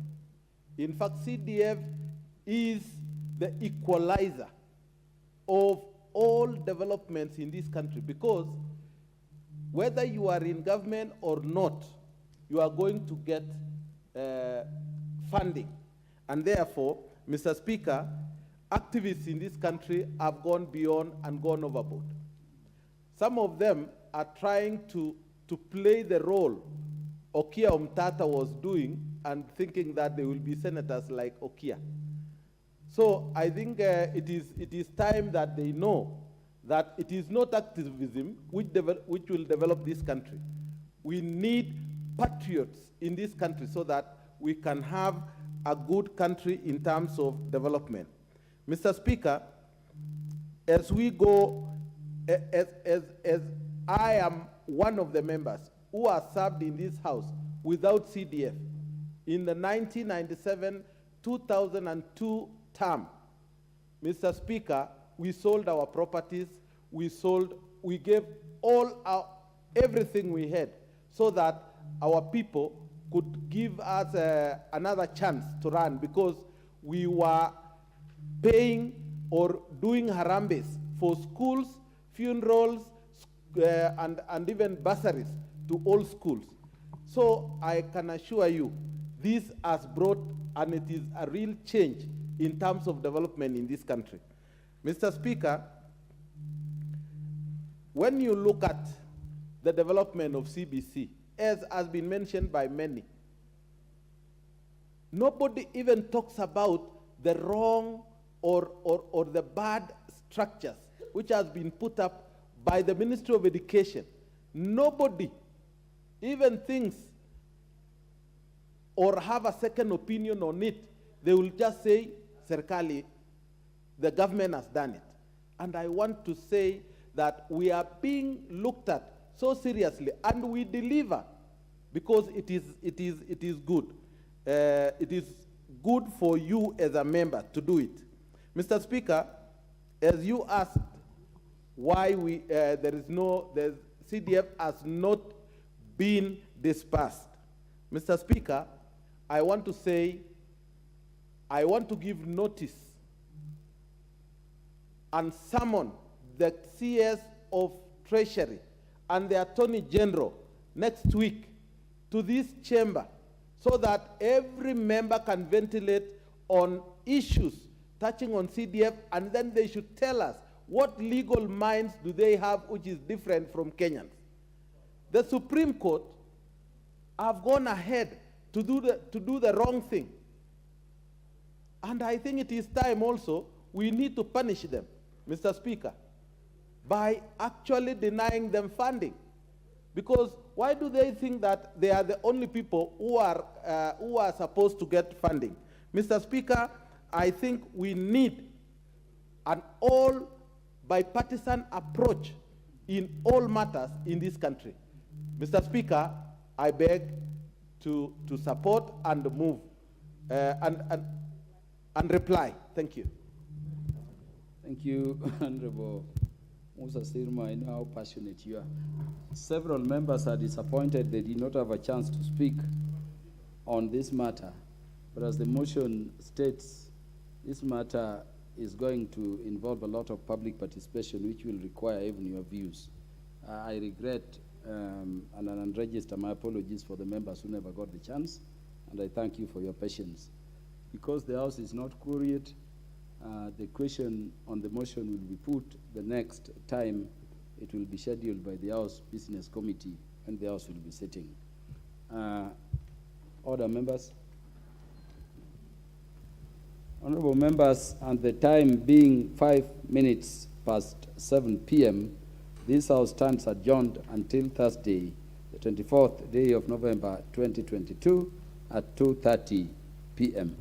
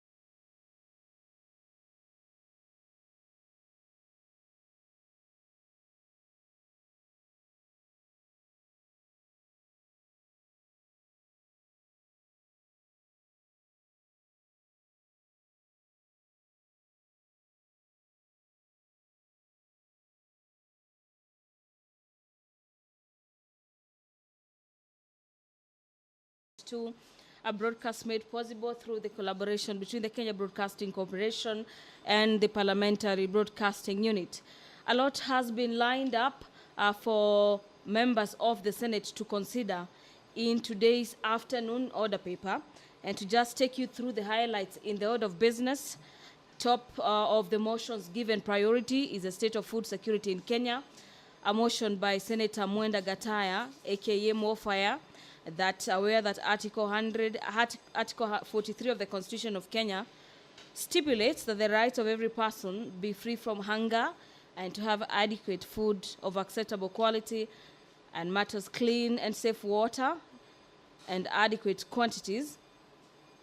And further aware that there are prevailing food shortage in Kenya, which is as a result of, among other factors, lack of and inadequate rainfall over the last 2 years, the consistent decline in the number of farmers and land committed to farming, and the Ukraine and Russia war that has led to increased cost of fertilizer and fuel products, which are critical farm inputs, subjecting 4.1 million Kenyans in the arid and semi-arid lands to acute food insecurity.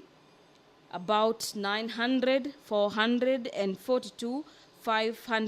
children under 5 years and 134,270 pregnant and lactating mothers to acute malnutrition, according to the Kenya Food Security Steering Group report.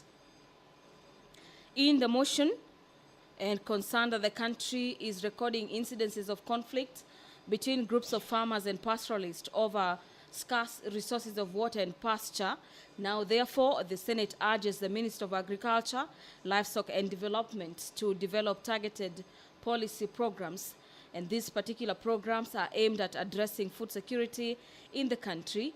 And these particular policy programs are among coordination with county governments to establish strategic grain reserves across the country, with drought-stricken areas receiving priority, develop livestock feeding programs in ASAL regions, providing water and feeding programs to livestock farmers, and subsidize agricultural production, as well as coordinate with the National Drought Management Authority to quarterly provide reports to the Senate on the drought situation in the country.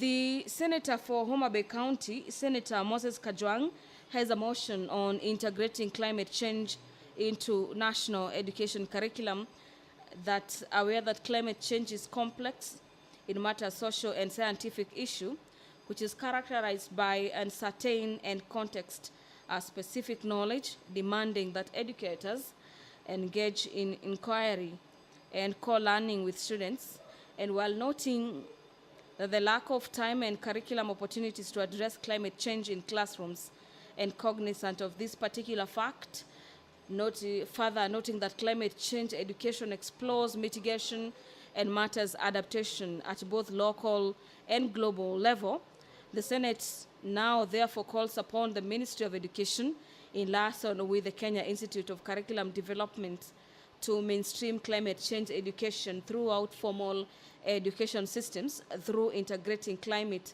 education in school curriculum to creatively prepare children and young people for a rapidly changing and certain, risky, and possibly dangerous future, and train as well as equip teachers and school administrators with the necessary information and skills to teach climate education in schools. Another motion given priority in the order paper this afternoon is a motion by Senator Veronica Nduati on the plight of Kenyans, domestic workers working in the Middle East. The Senate will equally consider a motion by Senator James Lomenen on the drought hunger mitigation in Turkana County.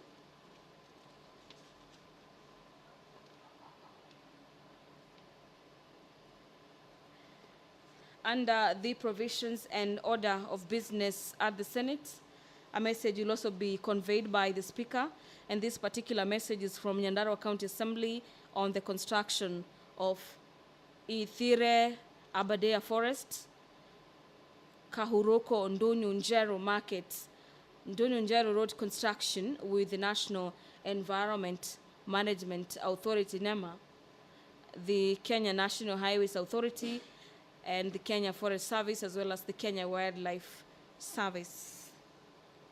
The Senate will also have reports tabled this afternoon under the papers category for consideration before the floor of the House. And we have the Speaker of the Senate, Honorable Emerson King, in the chamber this afternoon. Let's now hear what is commencing in the chamber.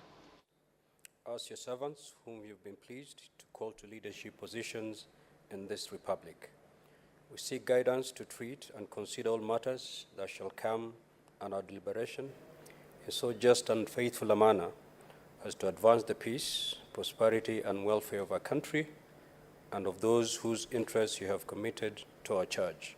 Amen.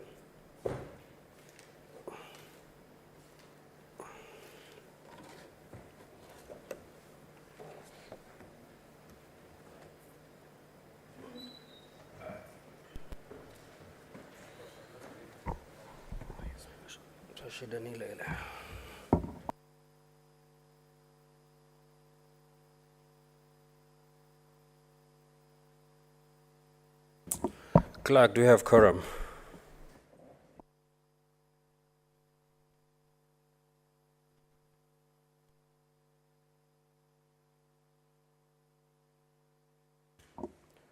Kindly ring the quorum bell. 5 minutes.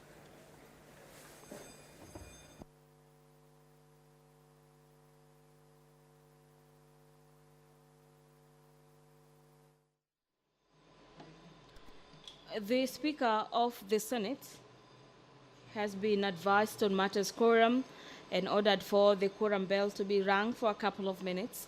And this is to allow for members of the Senate to make their way into the chamber. And if you're just watching or joining us, the whip, that is Senator Bonnie Halowale, has just stepped out of the chamber to rally members of the Senate to make their way into the chamber to allow the House commence business this afternoon. They keep streaming as you're speaking, and just look at the order paper this afternoon is that pursuant to Standing Orders number 52, subsection 1, the Senator for West Pokot County, Senator Julius Murgol, will be making a statement on the importance of establishing women's self-help groups, especially in conflict-prone areas. In regards to Standing Orders 53, subsection 1, 4 senators will be seeking statements.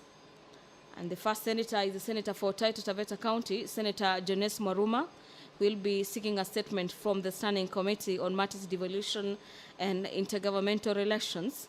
And his statement is in regards to the county boundary cut line between Taita Taveta County and the neighboring counties. The Senator for Taita Taveta County will equally be making a statement or seeking a statement from the Standing Committee on Matters Lands, Environment and Natural Resources concerning the acquisition of land belonging to residents of Ikanga area in Bolombolo Ward of Voi Sub-County in Taita Taveta County by the Kenya Airports Authority.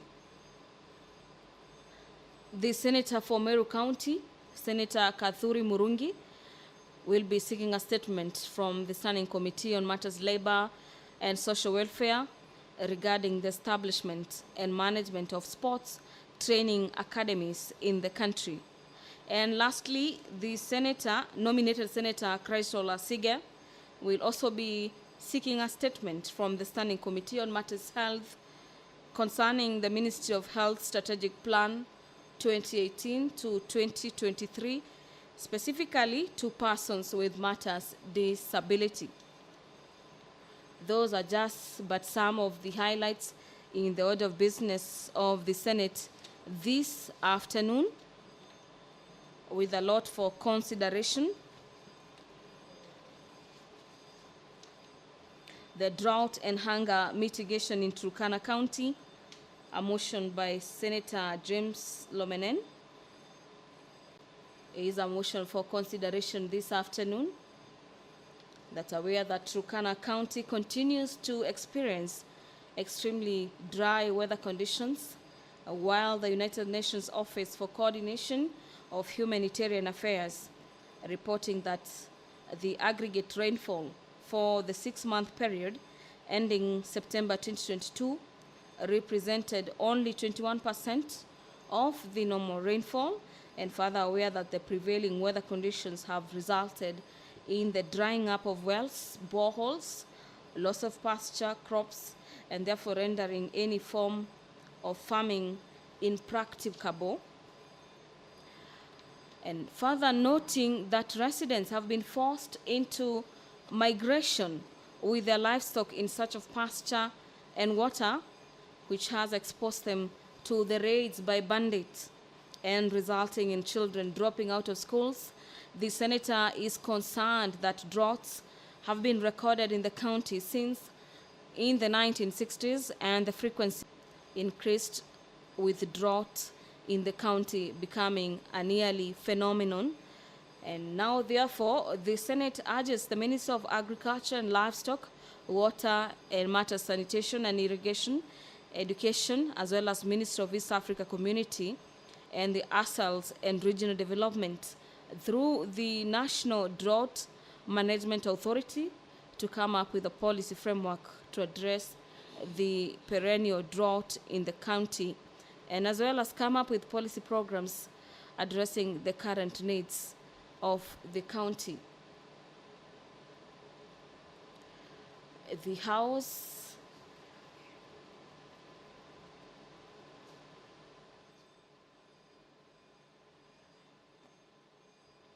is yet to attain the requisite quorum to allow senators commence business this afternoon, and the quorum bell is on as we speak.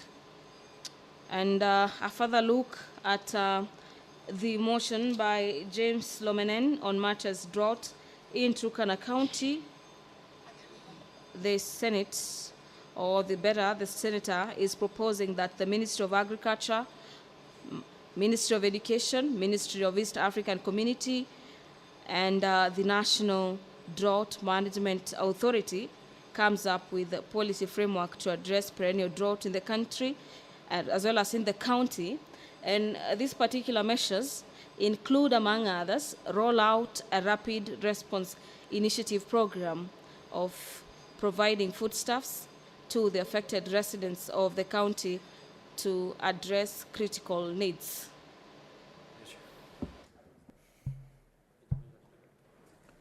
Order number 1, administration of oath. Order number 2, communication from the chair.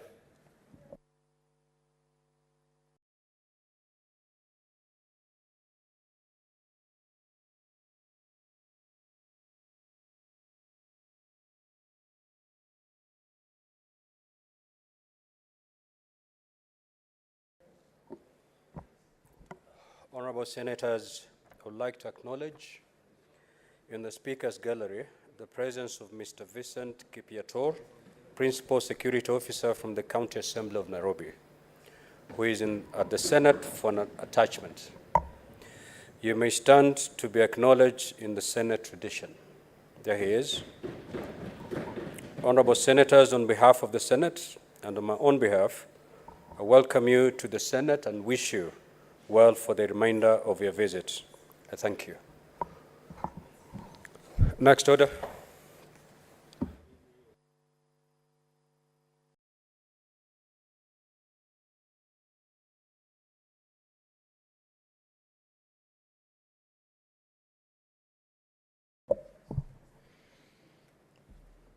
Order number 3, messages.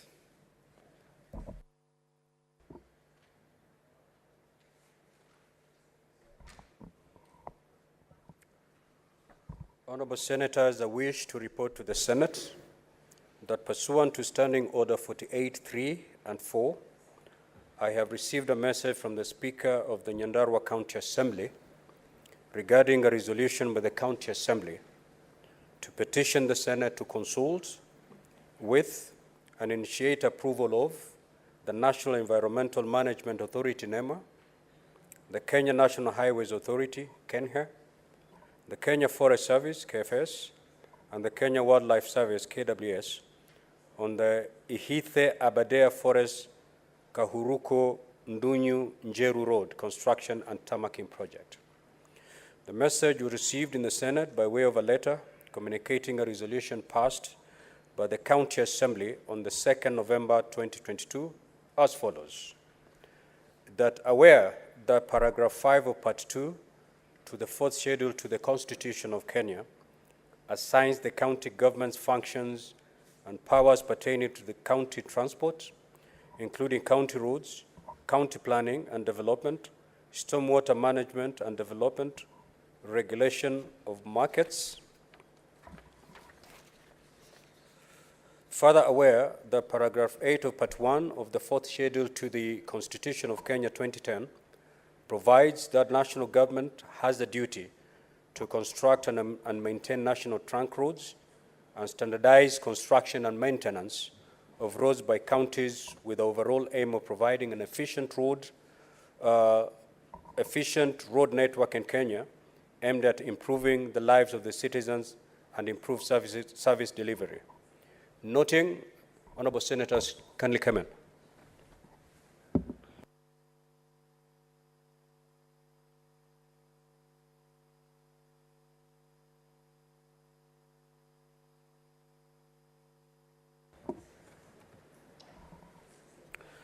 Noting that Kenya National Highways Authority Kenya is a state corporation established under the Kenya Roads Act 2007, does on behalf of the national government deal with management, development, rehabilitation and maintenance of national trunk roads comprising classes S, A and B roads.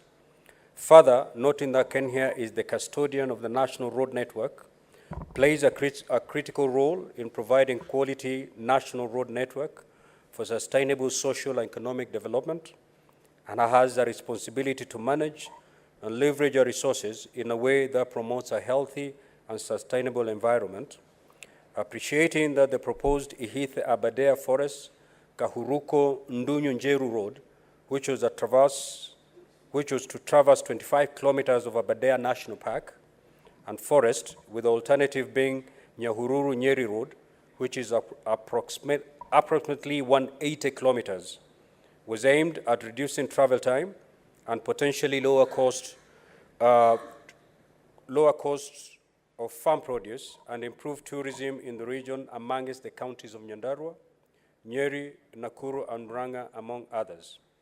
Concerned that the cancellation of the tender of this road has dampened the hopes of traders in Kiambu, Murang'a, and Nyeri counties who are eyeing to establish links with farmers in Nyandarua, while noting that for many years, Nyandarua County has been known as Kenya's food basket.